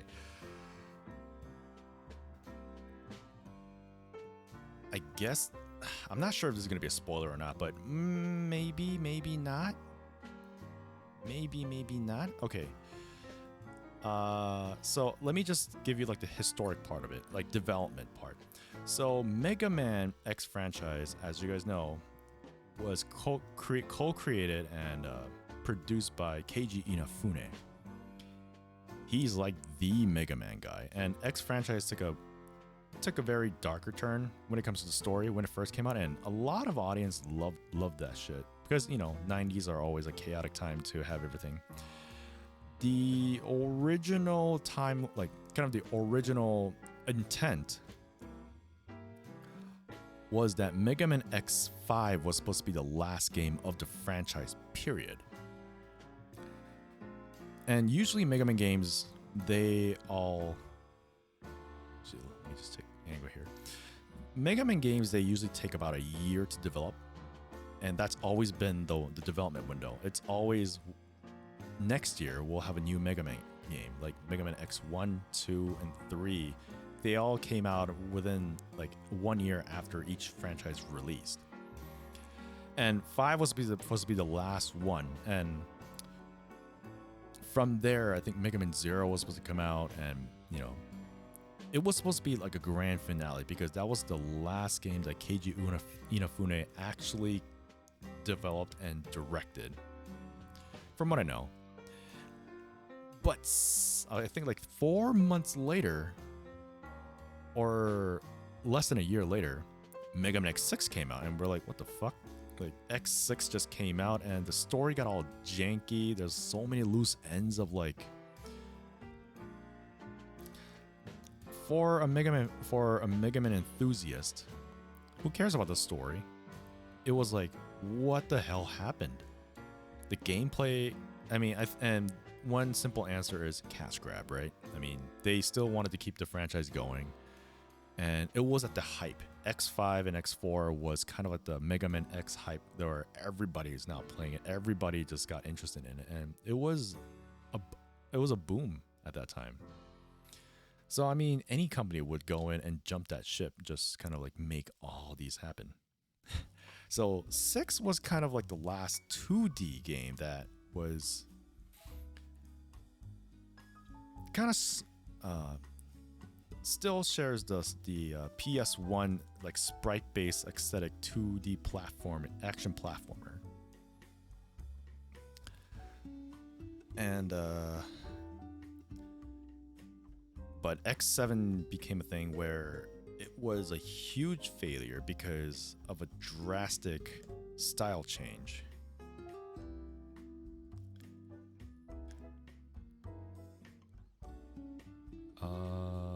Pro sorry, curious, are you sponging in layers? Like, are you using the red, yellow, and orange? So I will show you when I get on the red part, but basically for this one, I only used orange and, well, at least for each of the part, this red shield part you see right here, I've used orange and then I mix it with yellow mixed it with white to give it like a gradient, like a lighter highlight. And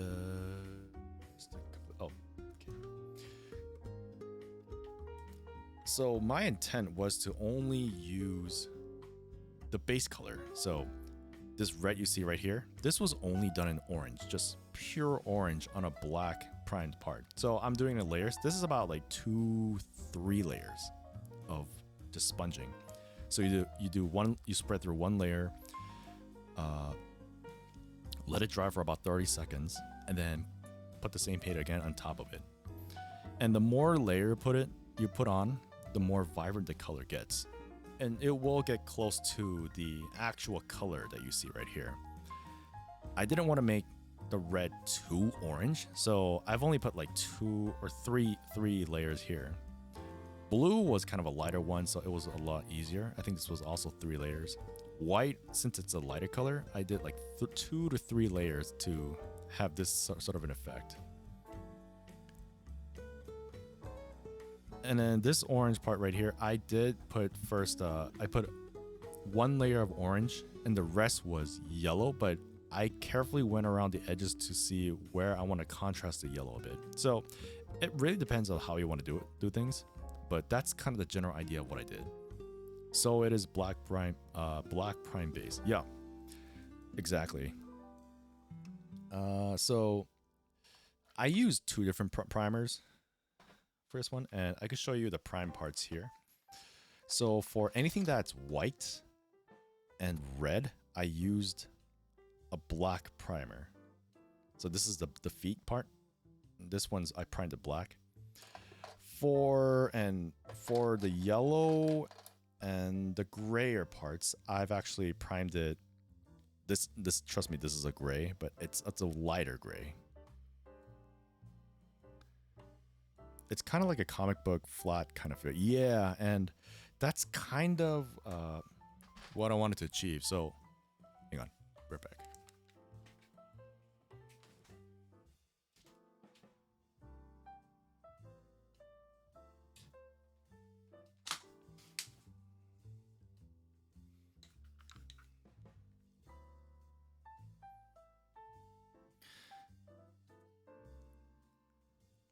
So this is kind of like the look that I wanted to achieve. So for the white parts, as you can see from right here, it's, I guess you could say it's kind of a comic book kind of a thing, but I think due to the nature of like how I put it together, the sponge has its limit of like having some smooth edges. So what I want to achieve is kind of more like a mechanical, like very grungy, dirty, clean kind of feel, which this white is kind of the base that I want to get.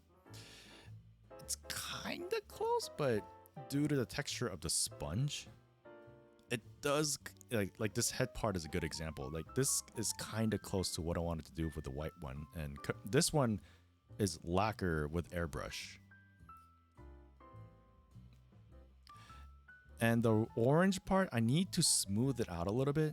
That's why it kind of looks like it's very painty, but that's kind of the general, like, I guess, distinction in the contrast that I want to put. So yeah, my aim was to, for the color ones, to be kind of similar. The unfortunate thing is I ran out of red, so I'm using orange. So, whoa.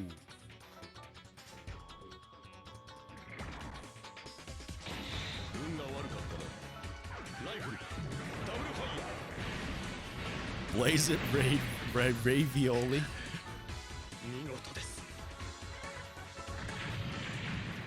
Tsukimi! Woo! Tsukimi with the 59 Raiders. Woo! Welcome, Jellyfish Mechanics. As you guys probably know, my name is EA Spuds, or it's me, Ravioli. Welcome to the stream. Thank you for the raid, Tsukimi. How'd your stream go? I know I was watching it a little bit, and then I gotta jump in here. Welcome, welcome. So, I am finishing off. Oh, that's not the pool of blood. Don't worry. I'm just finishing off all the white parts right now. It looks nice. So here's kind of the sample if you guys just came in. So I was just explaining on what kind of a color achievement that I want to do. So just compare. And we were just comparing it, like the whites that I've done. This is airbrush with lacquer, using all the highlights and depreciate post-shade stuff. So I think it's kind of close. It's a little close. This one's the sponge. That one's the airbrush. But thanks for the jelly raid. Nice. Break formation and engage. Captain Wolf, hello. Top says didn't copy over the first time. Skimmy, yo. Hi, hey, hey. But yeah, welcome. Hope you guys are having a good time. Hope you had a good time at Tsukimi's stream. She's always a pleasure to just watch and interact. And if you guys are not following Tsukimi, well, let's see. Let's change screen here. Tsukimi B. Dorney is a she's a jellyfish mechanic who loves to drink pilk. And she's also a very fun Super Robot War 30 streamer as well. But her main thing is Gunpla and drinking pilks. So go follow her. Send some Plamo love. I gotta find a better way to do this. There's too many buttons to press here, but hey, thanks again for the raid. Oh, Serpent, you thank you for the follow. And no, my email explosion, I had to disable that. It was getting a little too chaotic.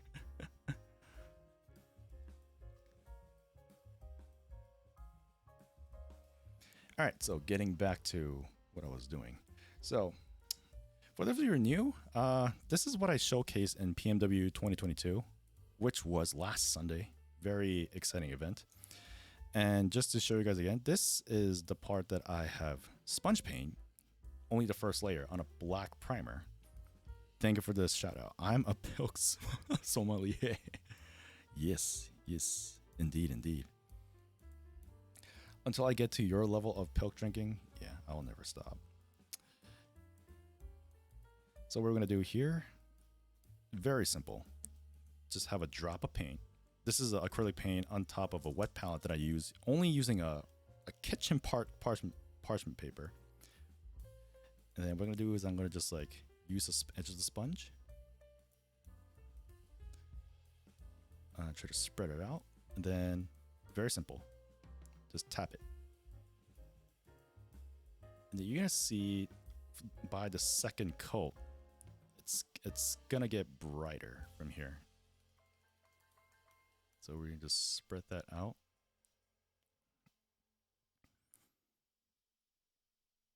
It's a very easy technique to do, and for anybody who don't have who can't afford to have like an airbrush setup because of the harmful fume or like family situation. For example, if you have a one room with family members and a cat, it's, you know, family comes first. So this is something that you guys could probably utilize to avoid that dangerous attempts. If you remove enough water content from pilk, can you paint from it? You're just asking for me to use pilk. So I guess it depends. I mean, have anybody thin their acrylic paint with milk before to get the milk-like consistency? Because that might be a challenge. That might be something I might consider trying out. Not gonna lie. Oh, so what I'm gonna try to do from now on, from when I'm streaming, if you look through the channel point section, I do have a section called Plamo Challenge, and basically my aim for just coming back to streaming is trying new things, trying something very obscure, and explore with you guys, kind of like a myth buster kind of a deal. I think it's an idea that I've enjoyed doing, and I might try to utilize that from future streams. That sounds like a good idea. Yeah, you know what? We should. I'll make a note of that. Shit, I'll make the note right now.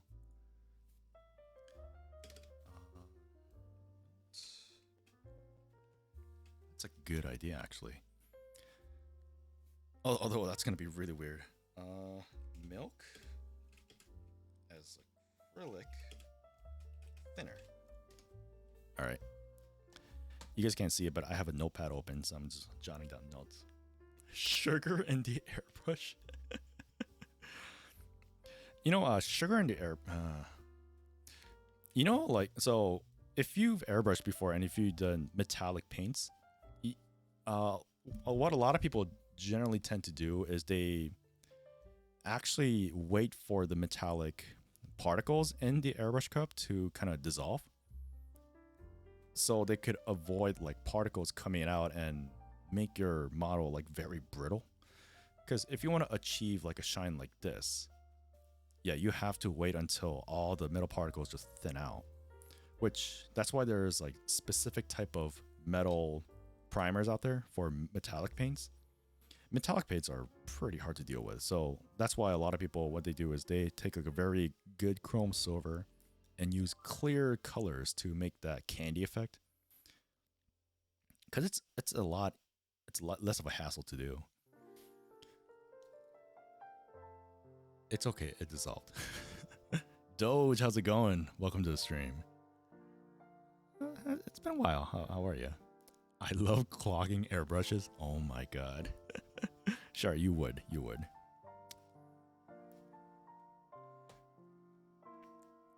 Pilk fats and airbrush, yay. Reject. Oh god. Nano lemon armor, embrace Pilk paint. Pilk paint. What color do you think that we should mix to make that into a color? Gotta hop off for now, but I'll be back in a bit. All right, Zionic. I guess see you later, or if you're, you know, take your time. If you're not coming back, thanks for stopping by, man. Always a pleasure. I'll give one more shout out. So we do have another. Oh, by the way, Skimmy. Here's an important part. She's a VTuber. A VTuber making plastic models. That is awesome. We also have another VTuber. Her name is Hoshino Shar. She's actually one of the first VTubers I watched in the Gunpla community, who actually builds Gunpla with her hands and with her other part of the body, which you guys can search that. But do I have? Yeah. Go check her out. Give her a follow. Send some Plamo love.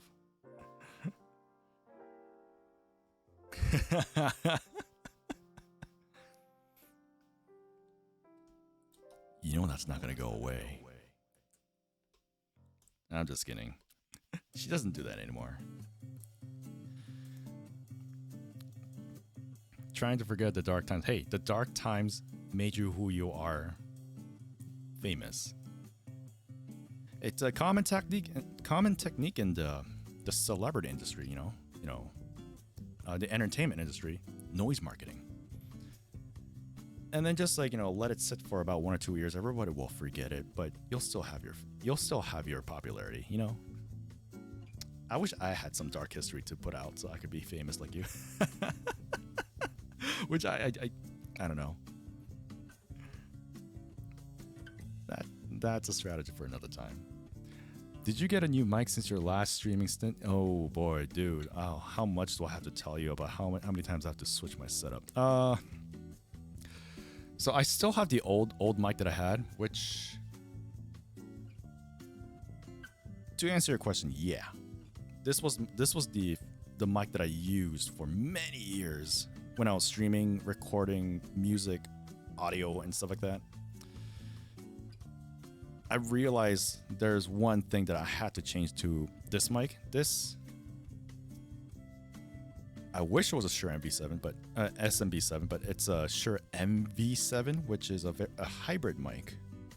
Reason I had to switch this is because my voice generally gets loud, so I needed something to accommodate my loudness. So that's why I switched to a dynamic microphone, and it works perfectly. Because sometimes, like when I record vocals, there's a lot of clippings to it. And that's because I am generally a loud ass singer. And it's also great too. So like Shar said, you can't hear all the noises behind. I'm trying to Commander Xeon. Wait till I transform the RG Zeta with my feet. Oh no. If you cannot transform it, you beat Jason. Definitely. You'll be the first. This week we're all gonna bring on our dark past.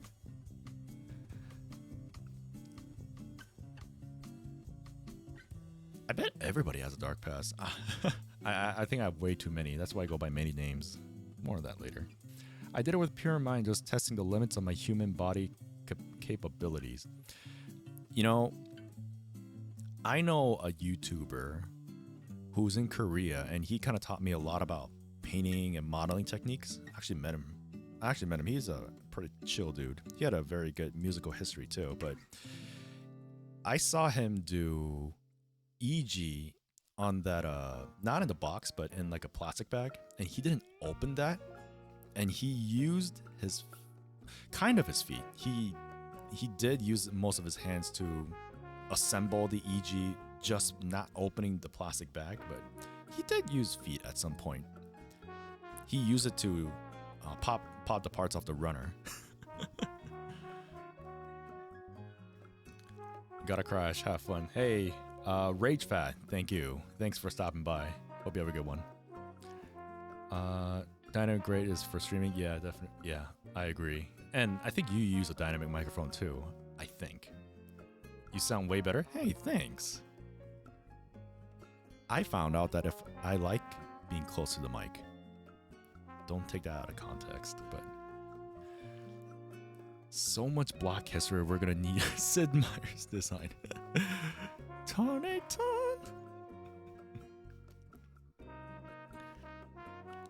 Speaking of Turn A, I really want to try to find a Turn A kit, like Turn X. I've actually never built one. I have this really weird like figure. Well, it's kind of a figure called Comprehensive Model, I think it was called. It's the very first robot Tamashi or metal build that they had back in the day, back in the 90s. I found it on eBay, 3 boxes for $50, and it's still in my storage. I better take that out. I want to see what that thing does. Oh, I was planning to do that challenge too. I use this Shure SM7B. See, that's a better mic than this one, but Sure, guess what? This one doesn't need a cloud lifter. That's the only reason I got this mic. And you could also connect this to your phone and use it as a mic there. So I've used it on like a bunch of IG interview streams. It worked out really well. Eat the mic. This is that kind of hurts. Yeah, SM7B investment is expensive. Mike is I've actually used that SM7B for some vocal works before. It's fantastic. I mean, at least for my vocal style and like how I sing, I'm a loud ass singer. So it fits really well. Like, I think a lot of people bitched at me once when we're recording vocals. They say I should never use a condenser microphone because I think I destroyed some condenser microphone because I was way too loud and the frequency just peaked up like crazy. And yeah, it was bad. It was bad. You record singing with a Rode NT1. Ooh, fancy.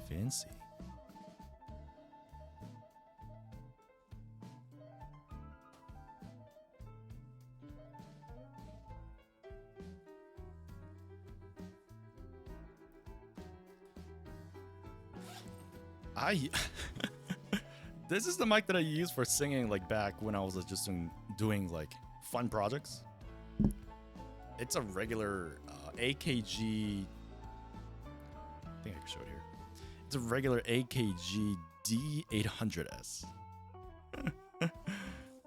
At that time, I didn't have enough money to even buy like a Shure SMB7. That's cool though. You're using a good mic. One day. I mean, that's the whole reason that I revived my Mac Mini.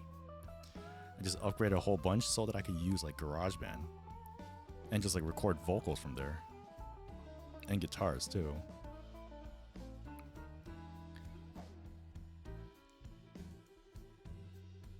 Wait, let's set you an ASMR before you eat it.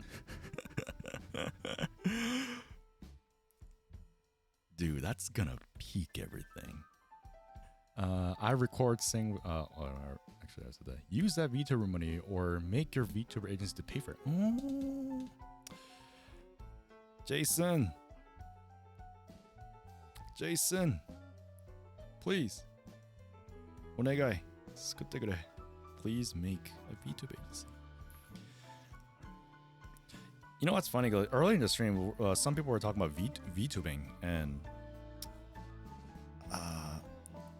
you guys do a very good job on like the tracking portion. I suck at tracking myself on camera. Like, it's very hard. I mean, they can't really track my mouth or my body movement for some reason. I don't know. I might not be suitable for VTubing. Although that cat was a really fun thing.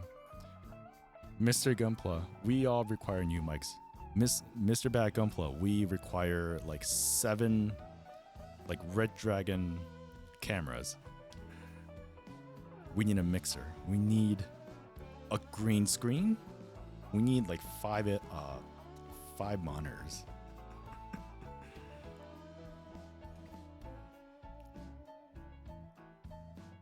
So let's see. I think most of these parts are good to go. I'm gonna try to take them out.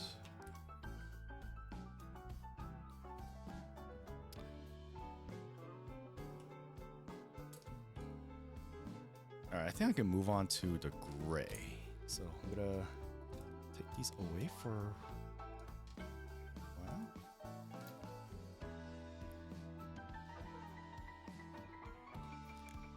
So how much equipment do you? Well, I guess this might be VTuber secret, so I might. You guys don't have to answer if you know, but how much of equipment do you exactly need to stream as a VTuber? Because I've done that once in my stream and my computer just crashed.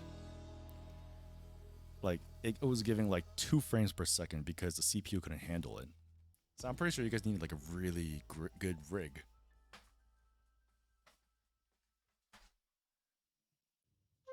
Yeah, it was some other laptop, not the laptop that I'm using right now. Oh crap.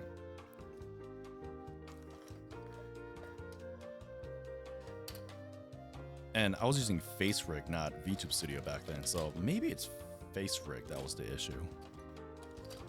Or I had like what 3 cameras just hooked up to my setup. That's gotta do it. I have a gaming laptop, but it struggles, so I turn off anything I'm not using it. Face Rig uses a lot of resources. Oh, really? Okay. Okay, that's good to know because yeah, this is even before VTube Studio. I think they rebranded themselves, and Face Rig, it's just a standalone software, right? Gotcha. Okay, that was the reason why. Ah, good to know. Good to know. Should I re-debut as a VTuber? I've only used the cat model, which I don't. Yeah, I don't have it anymore. Could always use a dual PC setup. Yeah, that is true. By the way, Boom Cannon, welcome. First time in chat. Ravioli VTuber, interesting. I mean, if you guys see my last YouTube video, I used a stock VTube model. It's a cat. It's a black cat. I think the name was like what, Hirotaka or whatever it's called. It had some weird names. All right, so this is gonna be actually the first color that I will use. Let me put these back. This one's white.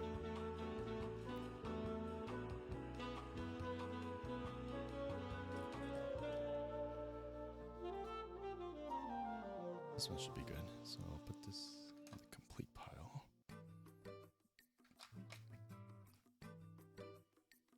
Yes, please give me more VTuber friends, Ravioli VTuber.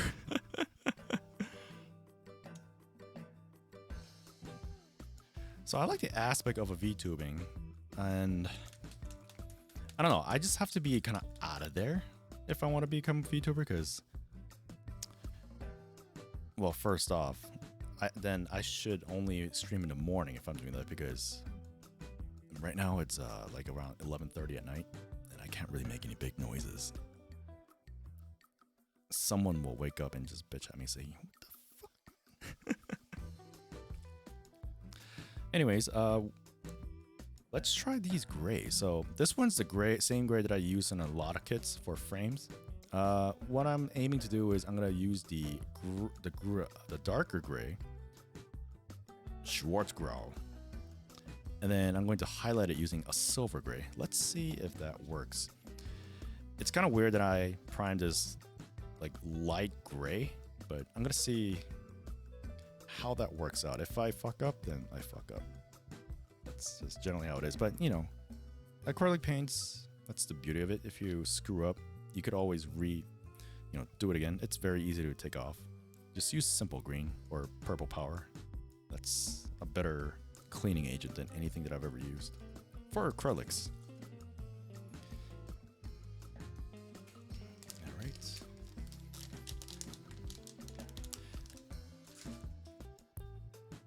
Bon is making a Haro VTuber mod everyone can use. Yeah, I saw that. And I'm interested to see. Now, all I need are muscular arms and a cigarette and a flip phone. So that I could be that one Osan from Gundam-san. Ooh, this one hasn't been used in a while. Does that even come out? Oh, it does. Nice. Yeah, you guys know what I'm talking about. It's that yeah, it's that guy who was on his cell phone always, you know, concerned about his daughter. Yeah, I told her to add the toggle, but I'm not sure if she'll have the time. Yeah, I mean, if she's doing it for free, then I'm not going to really stress her too much about it. I mean, but I believe that will be like a good benchmark for trying things out.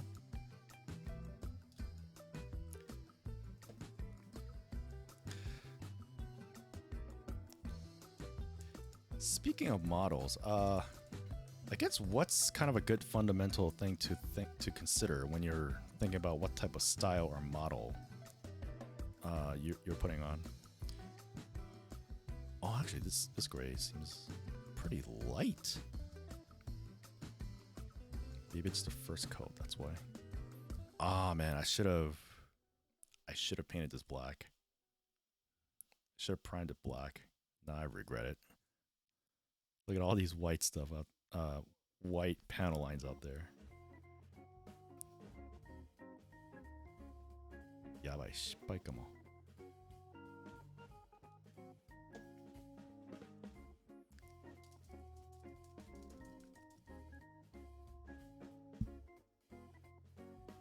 Because I think that's the hardest thing to come up with, to make it you rather than just kind of a cheap copy, you know? My opinion. Oh, that just looks dirty. I know. Look at this. I may have to prime this black. Ooh. Now this is something that I've not expected. I mean, I did it for this purpose just to figure it out, but yeah. You know what? I'm gonna have to reprime this. There's no way. There's no way. Yeah, this looks dirty. Oh no. It's okay. I got my airbrush station over there. Even if you don't have an airbrush, you can just brush paint all this stuff. Just coat it black. Yeah, I'm not gonna do that. I'm not gonna go further. But while we're here, I mean, I have another EG that I could just pop the backpack out. So just for curiosity, oh, I gotta shake this first. What if we added like a lighter gray? Like, would that contrast be better or worse? This is good. This is exactly what I wanted to do.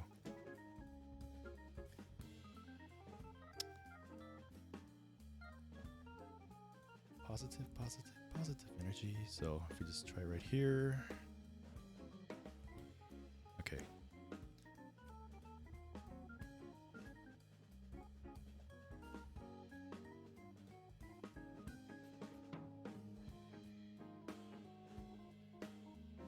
Yeah, let's not do that.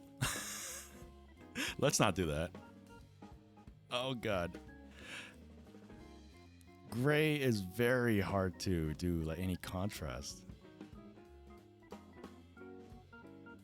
Oh, we got dirt. Oh, it's dirtier now. Shit. It doesn't even make it like a contrast. Okay. Gray ones we're not gonna do.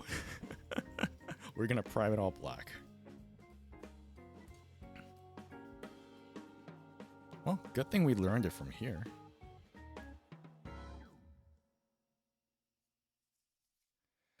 So what to do? Because all these parts are gonna be a gray, so I think I might have to just prime it. And these are, most of them are joint parts too. So,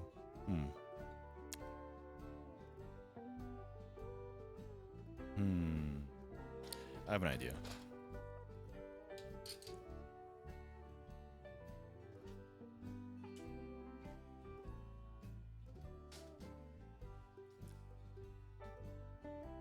This is kind of an unexpected turn of event, but we're going to brush prime it.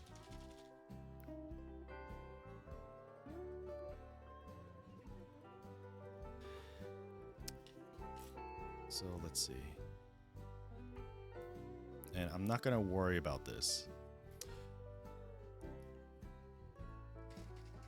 I think it'll give some character. So the primer that I use right now, is a surface primer from Vallejo. This is a polyurethane acrylic, which this one, I personally think it's a really good primer to use. Yeah, I'm just gonna just gouge it because we're gonna just prime the hell out of this thing. Polyurethane is a very interesting material, so it gives it a good protection. All right, first time brush painting on stream. So when you're priming, I think you don't need to really worry about anything. So what you're gonna do is just spread it, just spread. Wow, the camera doesn't focus, but spread it. Doesn't matter how dirty it gets. Once it dries up, then we could clean it up from there.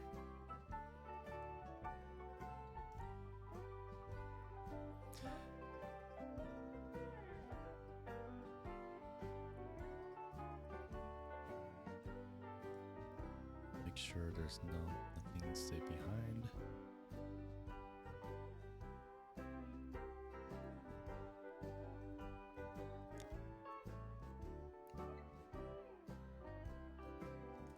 All right, there we go. Now we're gonna let this.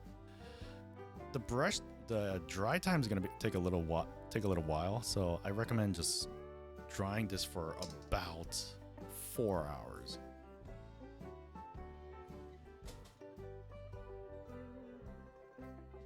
Paint that on the clip, and I guess I'll do the other ones while we have the paint out here. Actually, I'm not gonna do all the joints. I'm gonna do just the joints that shows, because for the joints that doesn't show, I don't think we need to care too much.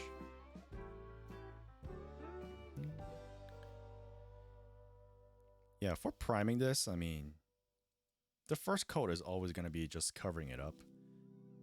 And it doesn't have to be like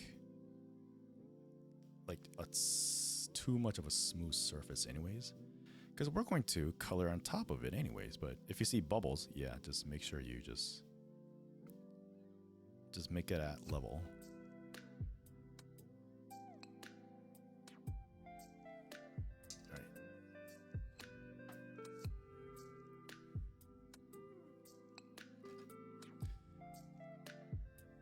Fist. Now this one.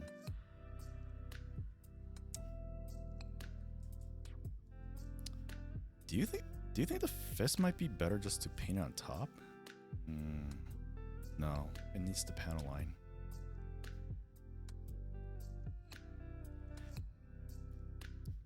And I haven't done any like seam line removals or anything like that. I just like cut the nubs and cleaned it up and just basically do the basic stuff. So I'm not looking for too much perfection here because this was only just an experimental demonstration purpose for PMW, but who knows? Let's see how this goes.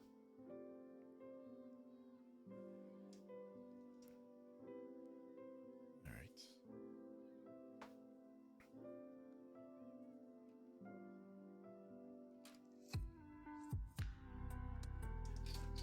I think we do have 2 more of these red parts that we need to finish, so I'm going to, you know what, let's just do it quickly, I guess. This won't take too long.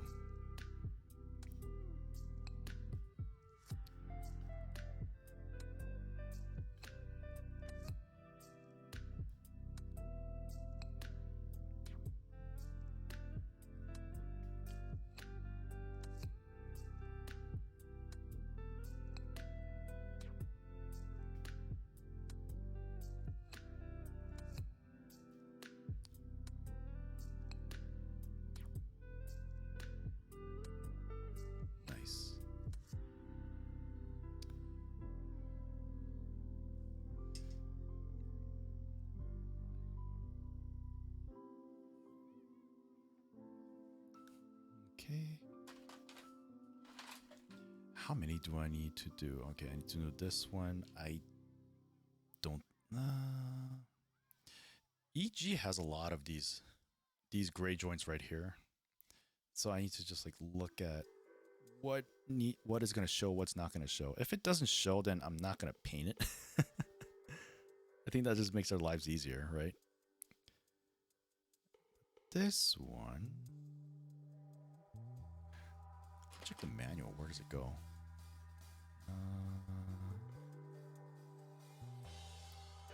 Oh, this one goes on the shoulder.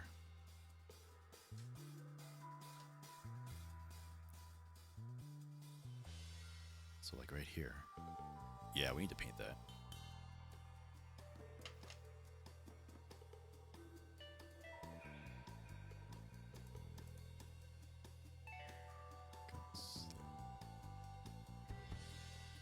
One stroke.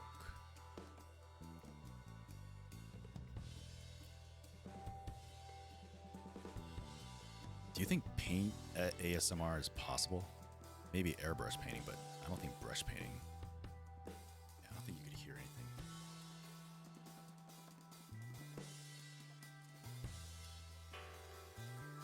anything. ASMR tends to get a little weird. Nope, doesn't work.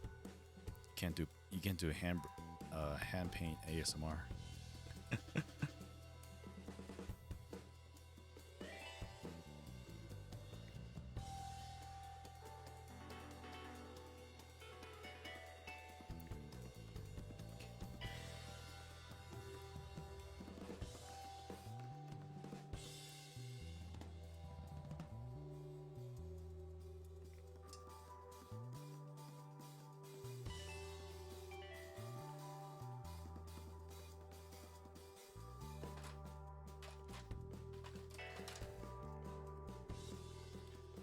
Such painting. Hey, UPS Church.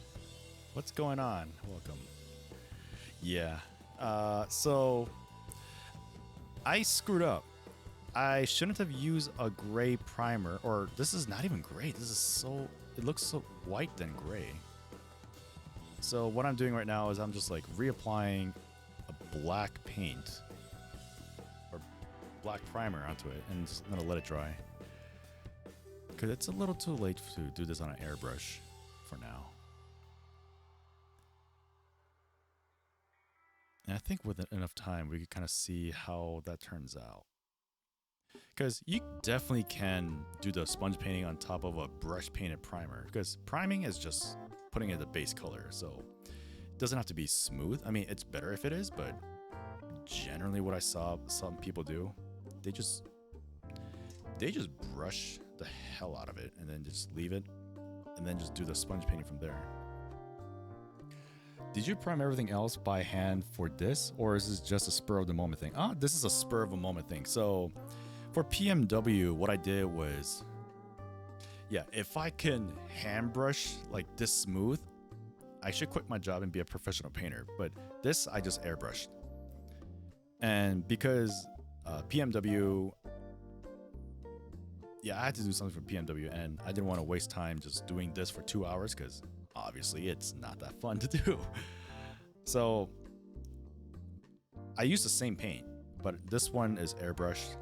This one is brush paint. So probably like a few hours or a few minutes later, I will see kind of like what the result's going to be. But this is going to be a little bit rougher, but it might give it a smooth edge. Gator Teeth are MVP. Oh yeah. Oh yeah. These help a lot. I have a lot of them.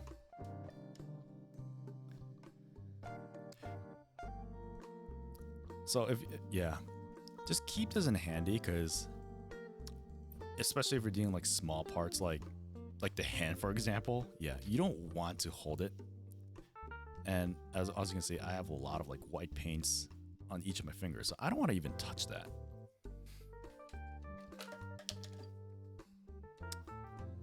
So it's gonna go. Will this one show? So I'm only priming it black for those that are shown outside. If it's not showing outside, then I'm not gonna paint it.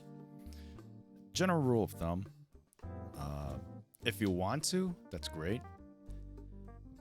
But you don't really have to if they're not gonna be even going to show. This one goes at the bottom. Okay, this one shows. That means I gotta paint it. Oh. Cherryfish, hey, welcome to the stream. How are you? How are you? Welcome. Hot tips, yeah. Do you paint kits? I think you do. Doing good. Happy to land here. Hey, welcome.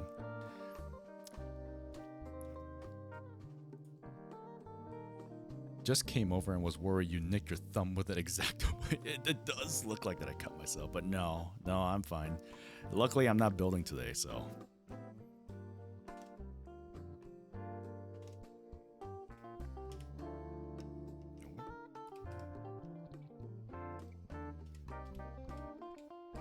So Cherryfish is also a VTuber. I guess she does a lot of workplace ASMR and also occasionally builds Gunpla. I guess I was on some Tsukimi's stream and we rated her and she was very fun to hang out with. She's also a great singer too, so go check her out, give her some follow, send some Plamo love. I've never painted a kit yet, but I'm still really new into kits in general. This will be my first time seeing someone paint actually. Ooh. Okay, so this is kind of a really weird thing, but brush painting isn't really my specialty. This is just priming the part, and if I were to show you what I've been doing so far, this is all done by using, you might know this, a makeup sponge. So generally what I do is I put a drop of paint, acrylic paints right now, drop of paint on top of here, and what I generally do is I just tap it in. And these are primed black, and on top of it, I just added like 3 layers of white. And you can get this effect. That was kind of the overall challenge that I'm doing. And you can see that the panel lines and everything has been all filled out because of it. The base coat is makeup sponge in. The whole base coat is makeup.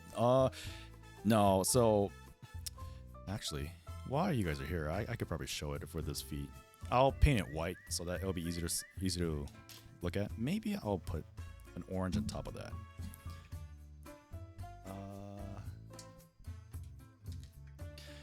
All right, so here's a part that I primed black. Basically, for this example, I've airbrushed it, but you can brush paint it. Just let it dry to have like a smooth surface. What I'm going to demonstrate you is going to be something very simple. So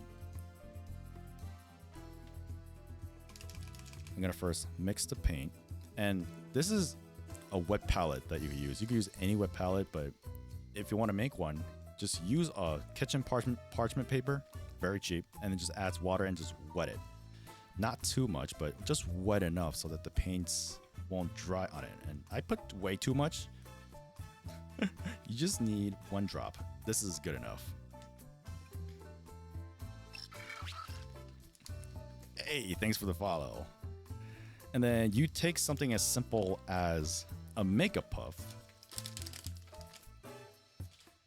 And what you're going to do is you're going to take the edge of the makeup puff and we're going to utilize that. If you use any other side, you can see there's a bunch of air holes in here, and that's going to make the paint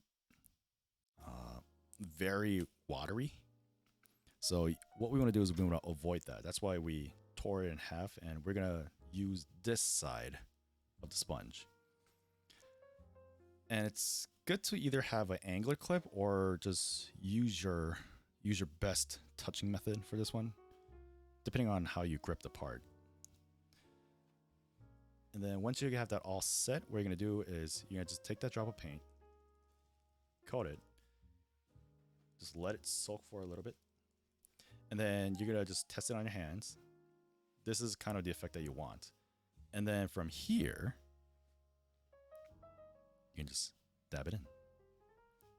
Very simple. And you don't have to like push it too hard. Just kind of go around it, just spread the paint a little bit. And the first coat is gonna kind of look like this. And to give an example of why using a black base is necessary or is a good idea is once you do a cover area like this,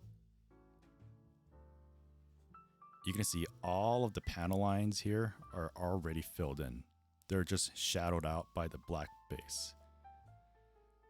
Anything like this inner part, you might need to either use a brush to kind of like color those in or make a small sponge and just sponge it out, but it depends on how you do it.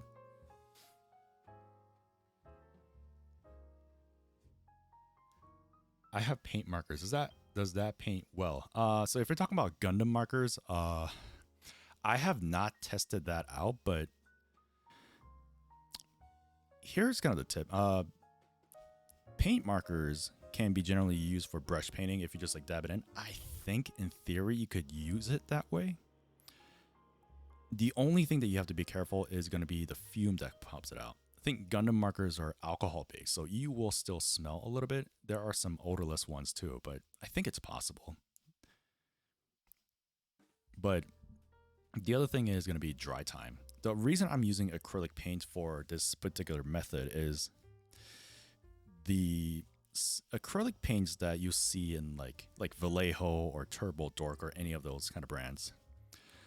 Their characteristic is really suitable for brush painting, and the reason for that one is the texture and the dry time is faster than any of the other paints, and since they're non-toxic as well. So I think you could use marker pen. I have not tested it out, but if you do, let me know if that works out. Yeah, but hope that gives you kind of like a hope to, if you want to start painting like this method. This is kind of an experimental method that I've seen some builders do, and it looked really fun. So I decided to do that during the charity stream that happened last week.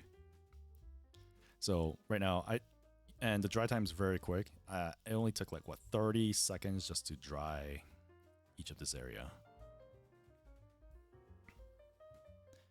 and just go pum pum pum.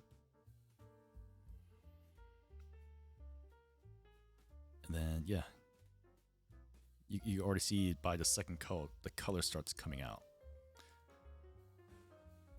Yeah, they're miniature painters primarily, but boatload but timid to use on model kits. Miniature paints primarily. Yeah.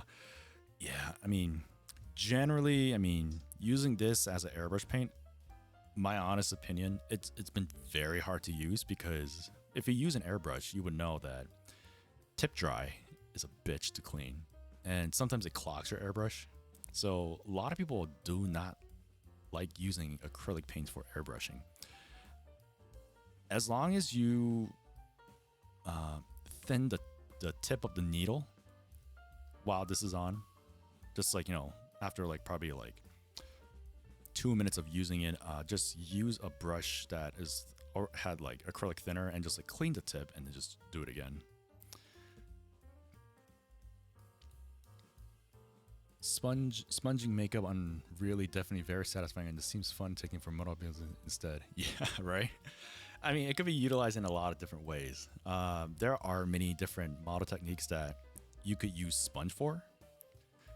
For example, this area right here, if you add a black paint on top, and I'm going to just show it to you for demo, and I'm going to just use this unpainted kit as an example. So let's say, for example, you just take just a little bit at the edge.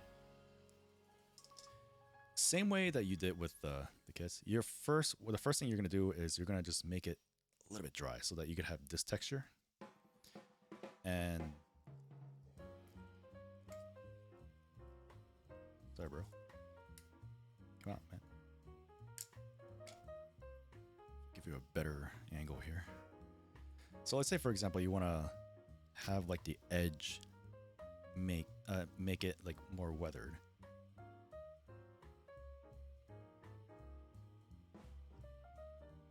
Kind of like this effect. That's also one way that a lot of people use a sponge. This is like the best way to do like any sort of weathering. Of course, if you're into like making your kids dirty, like this, yeah, this is one thing that you could try with a sponge. Any kind of sponge. Very easy to do. Just don't overdo it, just so that you don't make this dirty. But yeah, this sponge is amazing. It's one of those wondrous things that you could do. I've never realized it until now, and I am kind of addicted to it right now.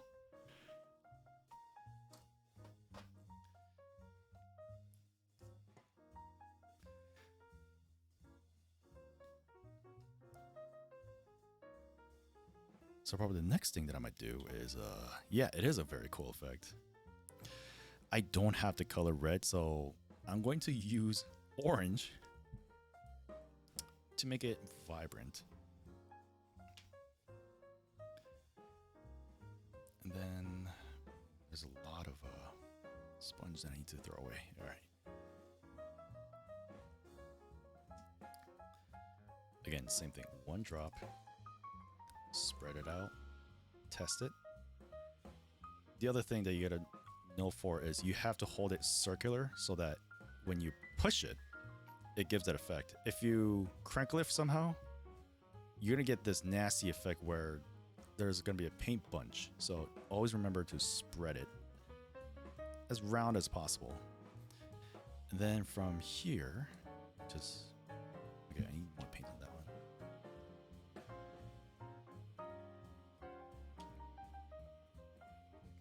You're gonna just paint it on top just like so.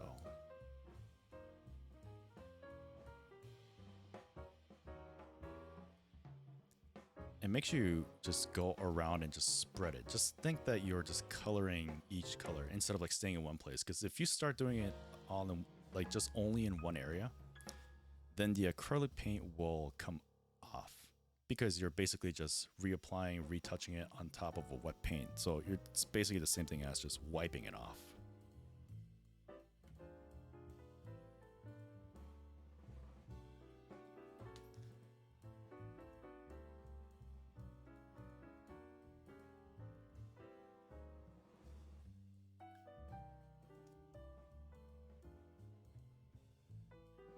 Bye, follows, viewers. Okay.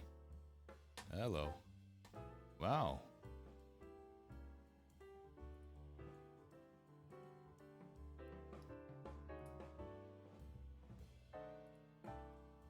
Bye-bye.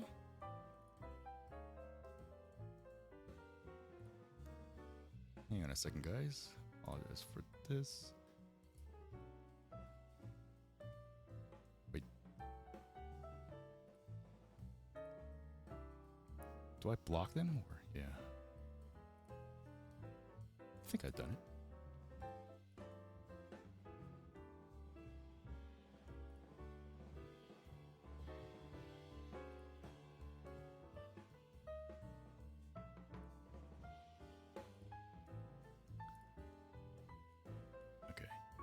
Sorry about that. Just banning bots. How many coats passes does it usually take to get the full coverage? So that usually depends on it usually depends on like how vibrant you want your colors to be. So in the example right here, so general rule of thumb is actually, let me show you one example. So if I were to do it on a black surface, like for example this one, it will generally take about 4 to 5 coats. So as you can see, for the first time, you can kind of see that black color just bleed through the bright orange. Yeah, you'll have to wait and then add like a second layer after you dry it the first layer. So generally, if you want like this sort of color on a black surface like this, will usually take around 4 to 5 or even, well, actually maximum 6 coats to make it up to this color.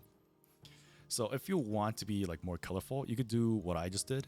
Either you just make this completely white for the first time. I did it black because I thought I wanted to bring like the shadowy effect. But if you wanted to make it into like this color on a white surface, it's usually less than 6, so about like 3 coats. And there are many other different type of color primer that you can use as a base color. I mean, if you're familiar with art, then you would know how many times you have to paint over it to have that color that you desire. And it all depends on like, you know, how you want to express the colors, I guess. I wanted to express it into like a more like a darker, shadowy kind of deal. That's why I primed it black the first time, but I want to see if I could achieve that by doing this. So already it's kind of in a way that this is kind of like a third coat to be on, third layer, and it's already turning kind of similar to what the color is supposed to be.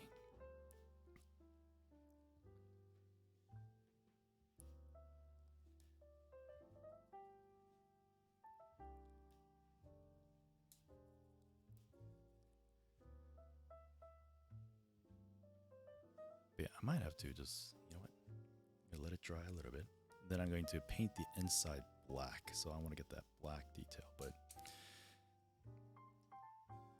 if I work on the other feet, then you're gonna see like how many times I have to just do the paint. So this is the third coat on one side. I have to coat the other sides now. So I'm gonna just spread it. I mean, first coat, don't worry about it having the color not appearing because you're layering the first half. I find it interesting how nail painting makeup techniques are applied here. It's really cool. You know what? I have a new respect for nail artists and like makeup artists. It's really hard. Like if you want to just do contrast by hand. I mean, with airbrushing, it's a lot simple. It's a lot easier, at least for me. But you know, if you also wanted to try it out, was a female modeler who used nail polish to paint the kid. Although that's gonna require like a mask, because I know acetone and lacquer thinners are, well, acetone is really, it smells like crazy. Yeah, they use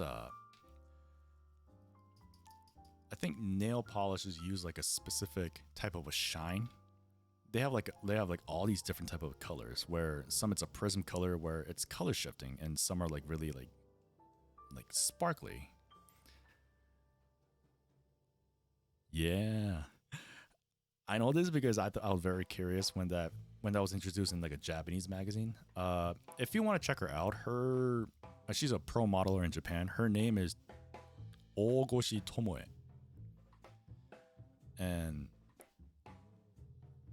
at the time, she was like promoting female Gunpla building community initiative. At least that's how I remember it. But it was pretty cool. She did a cubile with nail polish, and it looked great. Nail stickers I've used for Dozo Zabizaku for like a gold trim. Ooh.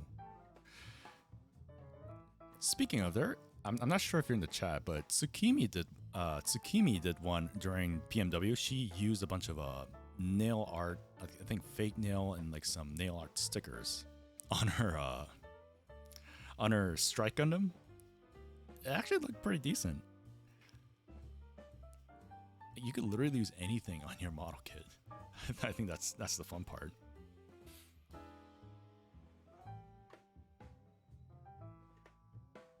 Thanks for the recommendation. That sounds cool. So cool. Yeah, no problem. I love geeking out on these kind of stuff, so if you don't mind it, ask away. Gunpla is freedom. Exactly.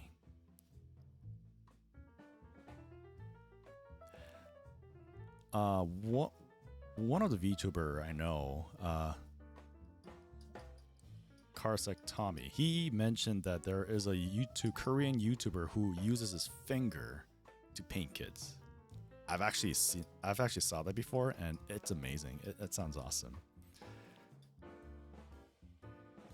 Very Renaissance style paint technique. So yeah, this is the comparison so far. This is at about like 4 coats, and it's, as you can see, like the black bleeds into the orange, so it's kind of dark, which this is kind of the color that I wanted. But if you want to do like an actual one-to-one color with the bottle, this is on a white background 3 coats, so you can see the difference. It's pretty comparable. Again, depending on what kind of look you want to make, that all depends on the base coat, so that's a big tip. Kit finger painting, that's next level, yeah. Yo, Gunpla Panda, welcome. How's it going? Pretty slight difference, yeah. It is a slight difference, but this is only 3 coats. This is on the 4th coat, so I think if we add like 3 or like 2 more coats, it should be similar, but this one still has the vibrant orange, like the lighter orange color. Where's that 90s reverb kit's mic, son?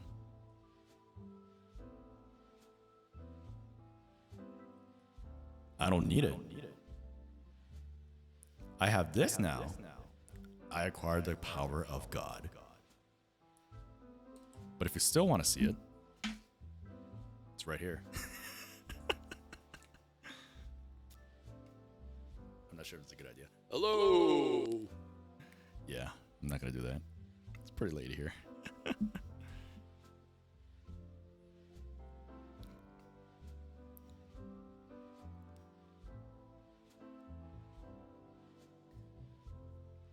Yeah, so Gunpla Panda, he and I knew for about like a year or two, and yeah, he popped into the stream, I popped into the stream. Speaking of, when are you gonna stream? Are you gonna stream soon? But generally, during my old streams, before I switched to this mic I'm actually connected to a mic mechanic voice tone, which is a very analog type of effect. But before that, I was generally using this for every announcement that I need to make, like follows, subscribers, and yeah, basically karaoke too. But the problem with this one is that this mic destroyed this mic, which didn't work out. So I just dug something from the past and tried to make it work. I got the media arm to hook our building before I can do anything. Oh, nice, nice. Well, how about I give you a shout out then? Gunpla Panda is also a Gunpla streamer. He's a pretty chill guy to hang out with. It's in his name too. So yeah, if you guys get a chance and when he comes back to streaming, go check him out this way. Go check him out. Send some Plamo love. I'm waiting for your return, man. Cool.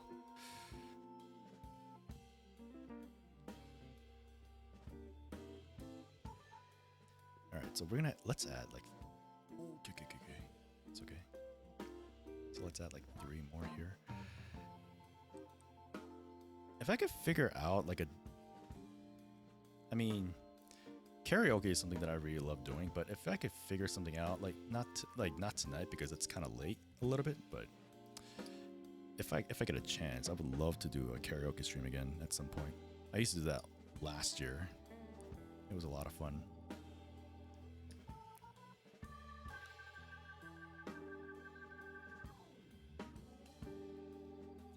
They came in and installed the service Tuesday. Dude said they ran out of cable from the building and tightened the box, but they didn't terminate the cable that hooked in. Ooh.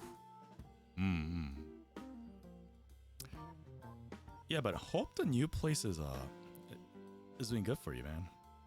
Karaoke is a good time. I know, you know. I know you know, because I heard you sing a Korean song. It was great. It was great. I think it was a KDI song that you sang before. That was awesome.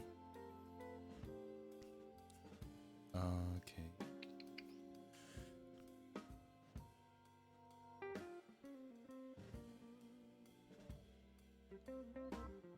So I think this orange and that orange. I think this orange is close enough. I'm gonna do one more coat of this, then go back to priming these black parts again.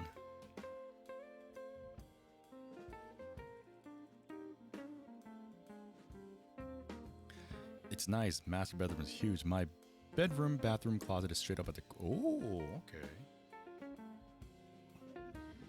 That's gonna be good. You're not in the same area where you lived at, right? Or did you move to like out of state?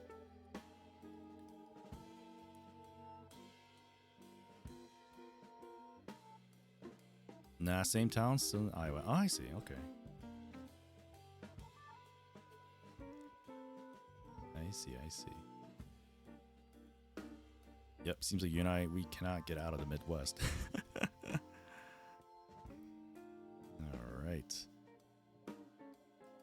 It kind of got close. I think one more we could kind of achieve it, but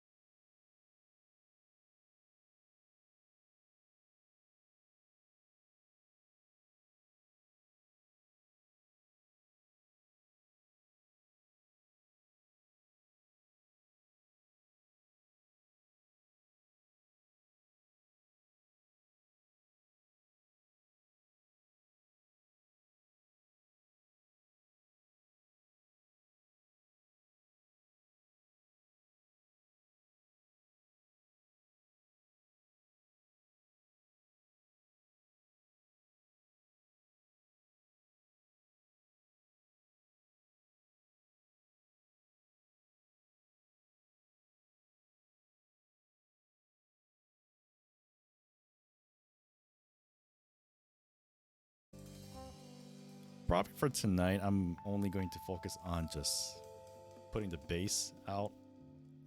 And then the next day, I'm going to let it dry for a bit, then put it together. And if I need to do any detail paintings, then I'll just do that using a brush or a toothpick.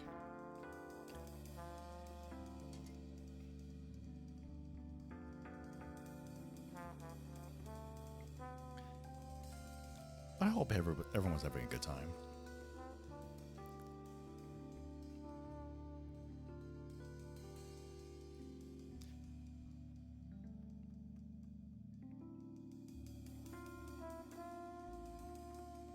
Just want to do like a chill sponge hitting stream, and look at that.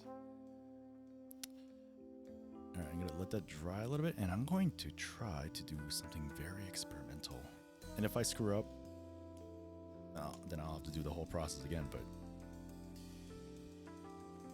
immaculate chill vibes. Oh yeah. So while that's drying up, I'm going to finish the brush painting for the other ones. This is why you need a wet palette, so that the paints will still be dry. I hope this is wet enough. Sorry, wet. Watching someone finish the kit just justifies not working on my own. That is so true. I mean, I've been watching too many other streamers just do the kit, but I was just like amused of like how they do things and just get caught up in conversations that I usually don't finish my own. If it's like just, you know, snap building, then, you know, clipping out parts and just like cleaning the nubs, it's kind of a different story. I mean, I'm generally kind of like a slow builder per se, because I do make a lot of mistakes. So something like this is very relaxing for me. When it comes to airbrushing, however, I do not like spending in the airbrush booth for a long time because, as you know, fumes can really destroy your head quite a bit. So for airbrushing, I tend to finish it as quickly as possible, but not too quick, not too rash. It's generally faster than just brush painting like what I'm doing right now.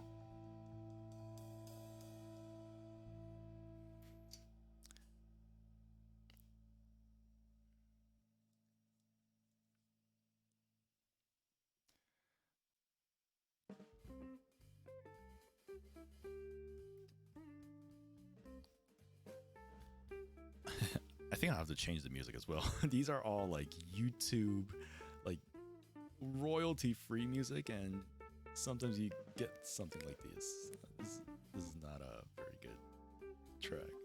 I apologize. It's kind of a weird music. There's a lot of other like good jazz tracks out there, but they had to put something like this in here.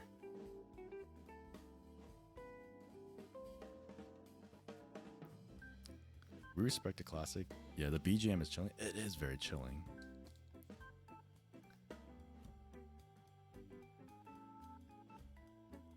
Just worried about takedowns, you know? Like one time when I was living in Korea, Happy Birthday was a copyrighted music that we could never sing out in the public, and it was a very stupid reason why that was the case. I think a lot of that law passed out now, so you are still able to sing Happy Birthday in Korea without getting caught by the police, and they have to fine you for that shit. But yeah, back then it was very weird. Like that was like the first ever DMCA that happened in Korea, and funny enough, like when that law was going around like globally, I thought I wasn't supposed to have any of the music that I bought in iPod, and like some weird guy from law enforcement was gonna say, hey, you're not supposed to listen to that out in the public. Did you pay for those and shit like that? Well, I ripped it off my CD that I bought from a physical media. So, yes? What's wrong with baseball? No, I love baseball. It's classic songs like these. I'm not sure how it falls under the DMCA regulations. That's just why I'm saying that stuff. Nothing against baseball. I love baseball. I suck at it though. Alright, we got like one more of this. Then we could try the gray.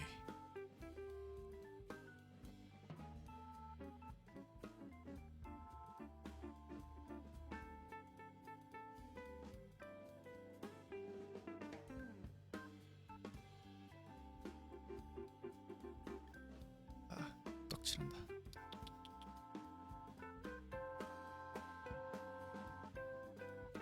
Alright, that should be okay.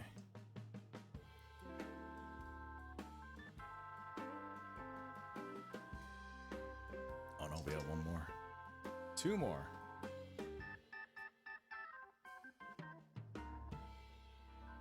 Speed it up. It probably passed into public domain. Yeah. It's a national song, I guess. Remember how like national anthem was also like DMCA'd into public? I don't think they care anymore.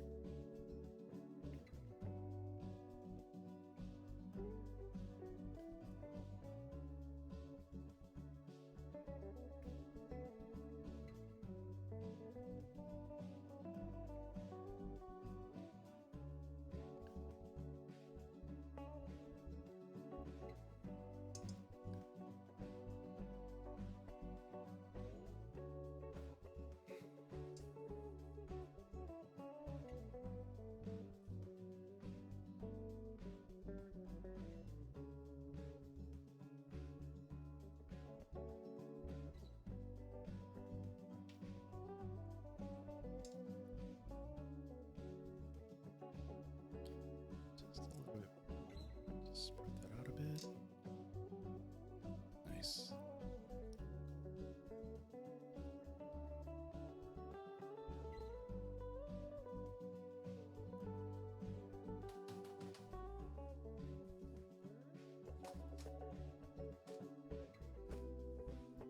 Alright, so for those of you who are wondering where I'm taking these parts, I just put it on like a cat hanger, like the cat scratching post. It's a cat scratcher, and just use the angle clips and just clip it in there. Very simple, easy to find.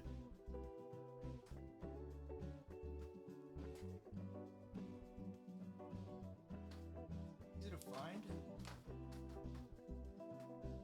Hard to place. Oh, let me just take a break a little bit.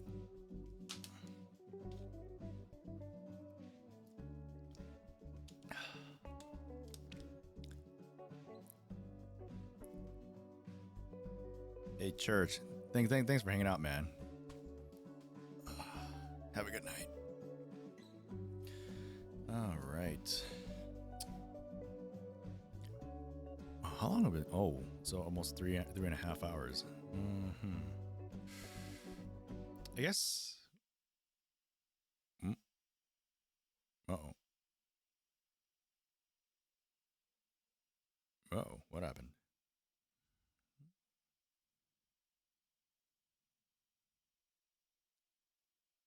King is still here? I think I'm having a major drop frame right now.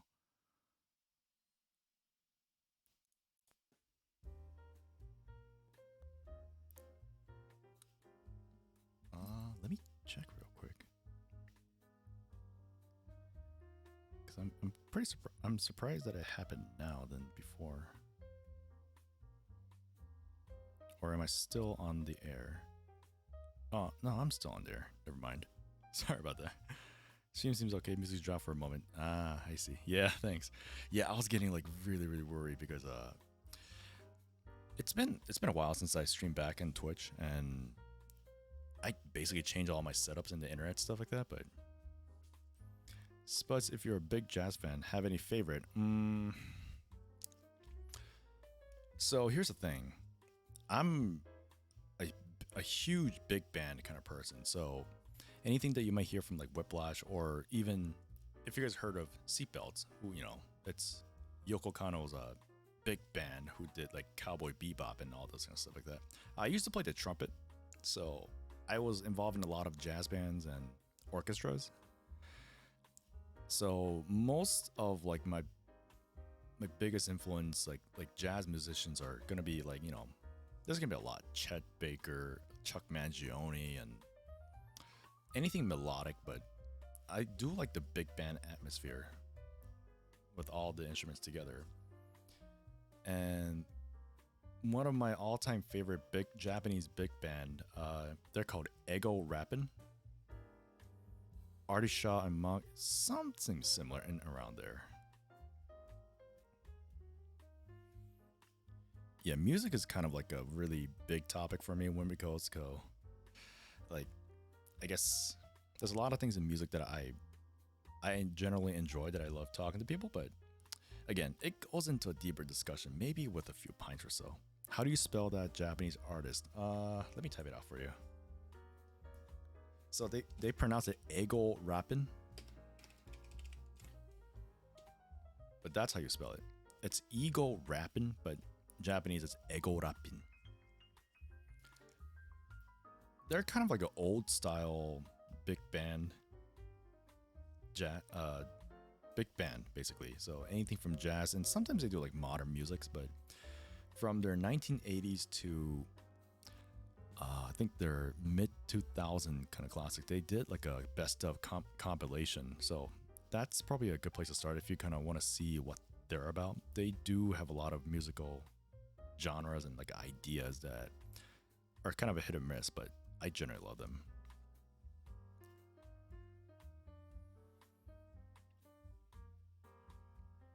All right, so this one's all dried up.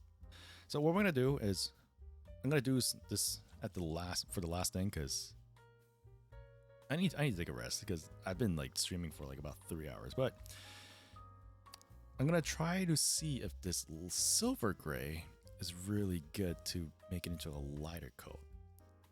I mean, this itself looks good, but you know, curiosity. I'm very curious. It is a very light gray, so I'm gonna just add a little bit more. Then here's a new sponge.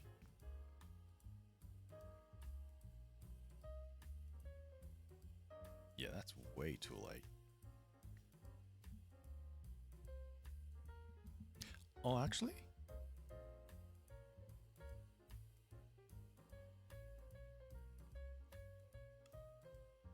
It's not that bad.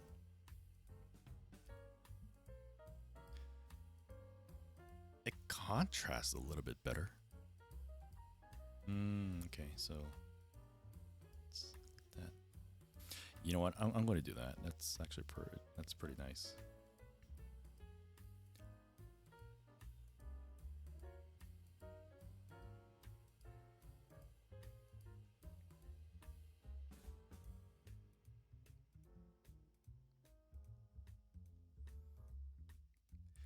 Yeah, I think for future streams, I mean, primarily it's going to be like Gundam building or Gunpla or any model building, but I do want to get back into like game streaming as well.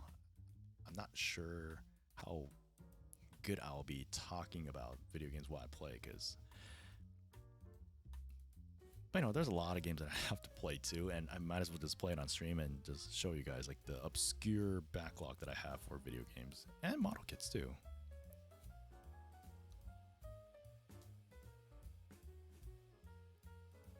I mean, I do have to install an SSD for my PS4, so I can play Final Fantasy XIV with minimal load time. Although I finished most of the quests, so. Oh, I do love this. Hang on.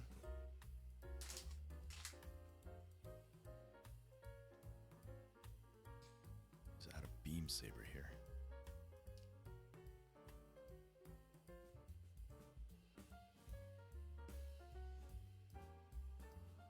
Normally you have to wait till this dries out, but I'm gonna just put it on. Yeah, look at that. It does a really good contrast with the white. All right, that worked out nice. So I'm going to probably use the same technique with the other black primers that I did. probably at some later time. Probably take a little longer. What were your old games of choice? So let me just switch the angle here. So my experience with video games was actually it's a lot. Obviously from NES era all the way to current. PC gaming wasn't really a thing for me because I did not have a good rig. So the only PC game that I played was when we're at a PC cafe or PCbang if you lived in Korea, and you know that's where I got into like what StarCraft, Diablo, and all the famous games out there. My favorite genre is, well, mech genre is one of my favorite, and rhythm games too.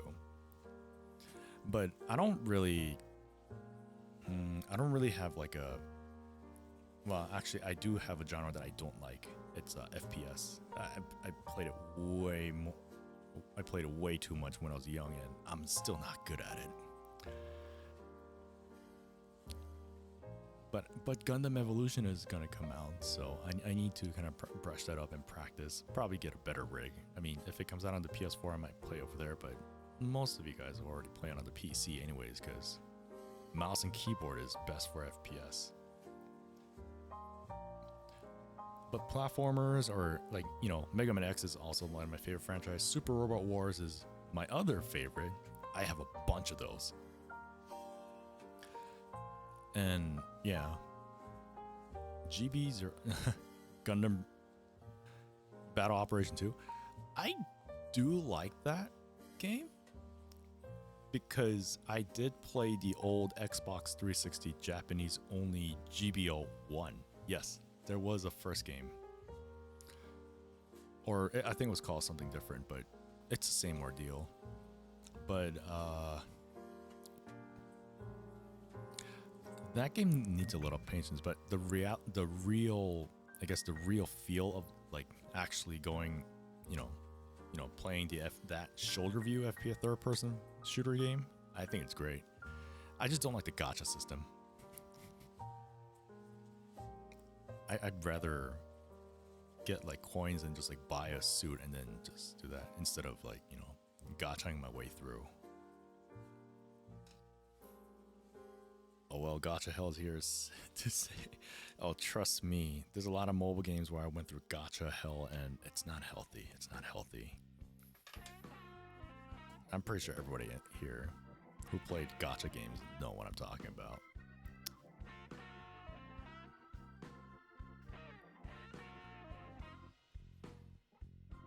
That's why I'm not playing like Genshin Impact, because well, I guess I've suffered enough from Honkai Impact, but Genshin, ooh, that's a different level of gacha. I'm not trying to get into that one. I do love the gameplay. It's Breath of the Wild with waifus, but oh man.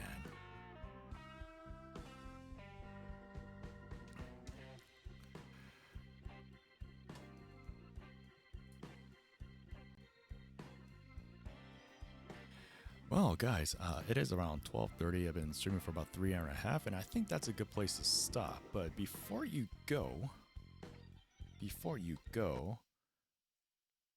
let's change screen here. Oh, that's the old PMW. Let me hide that real quick. There we go. All right, guys, let's see if this works. Great. All right, so I'd like to thank everybody for like just hanging out in the stream. You know, it's been it's a weird comeback stream for me. So thank you for everybody who joined in, and all these people up here. Thank you for the follow. These are primarily from the PMW event, but I guess like I have to wait till it comes back. Okay, just want to give like a quick shout out to some people who gave your love and support. TYA Stig 50, thank you for the subscription. And we got a bunch of followers today. We got the Snowman's, Bomb Bombs, Bomb Cannon, Opaque Shadow, Furplug. Oh my god, this is going too fast. So fast. Vinci, Everybody over here, thank you for the follow. And for those who followed us recently, I don't know why it hasn't. I don't know why it hasn't updated. I gotta do better in this segment because, yeah, again, it's been almost a year that I came back to streaming. It's a pretty good time to come back to it, but this one, I guess we'll figure something out. But anyways, yeah, thank you guys for joining into the stream. So we're gonna try to find somebody to raid. You know, that's usually our streamer traditions of who we want to see. So I'm gonna see if one of my friends is on the list. If not, I might ask for you guys to see who we should raid. If there's any suggestions.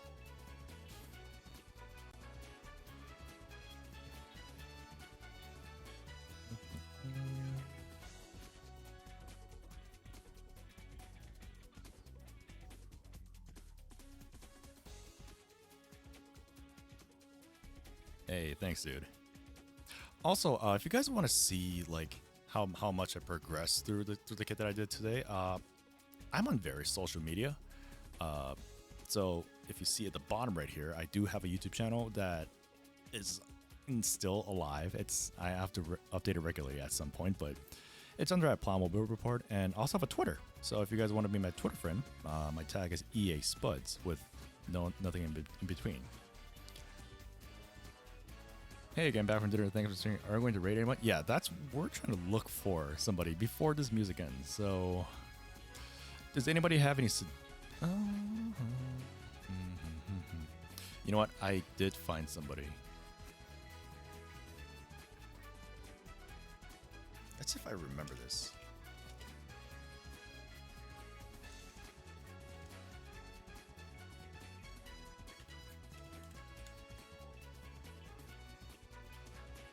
All right, raid set. We're going to raid Carsick Tommy. All right. Anyways, thank you everybody for joining in today. This has been EA Spuds from the Plamo Build Report, and until next time, stay cool, stay healthy. Bye bye. We're raiding 3, 2, 1, and give him some love. Give him some Plamo love. Let's go.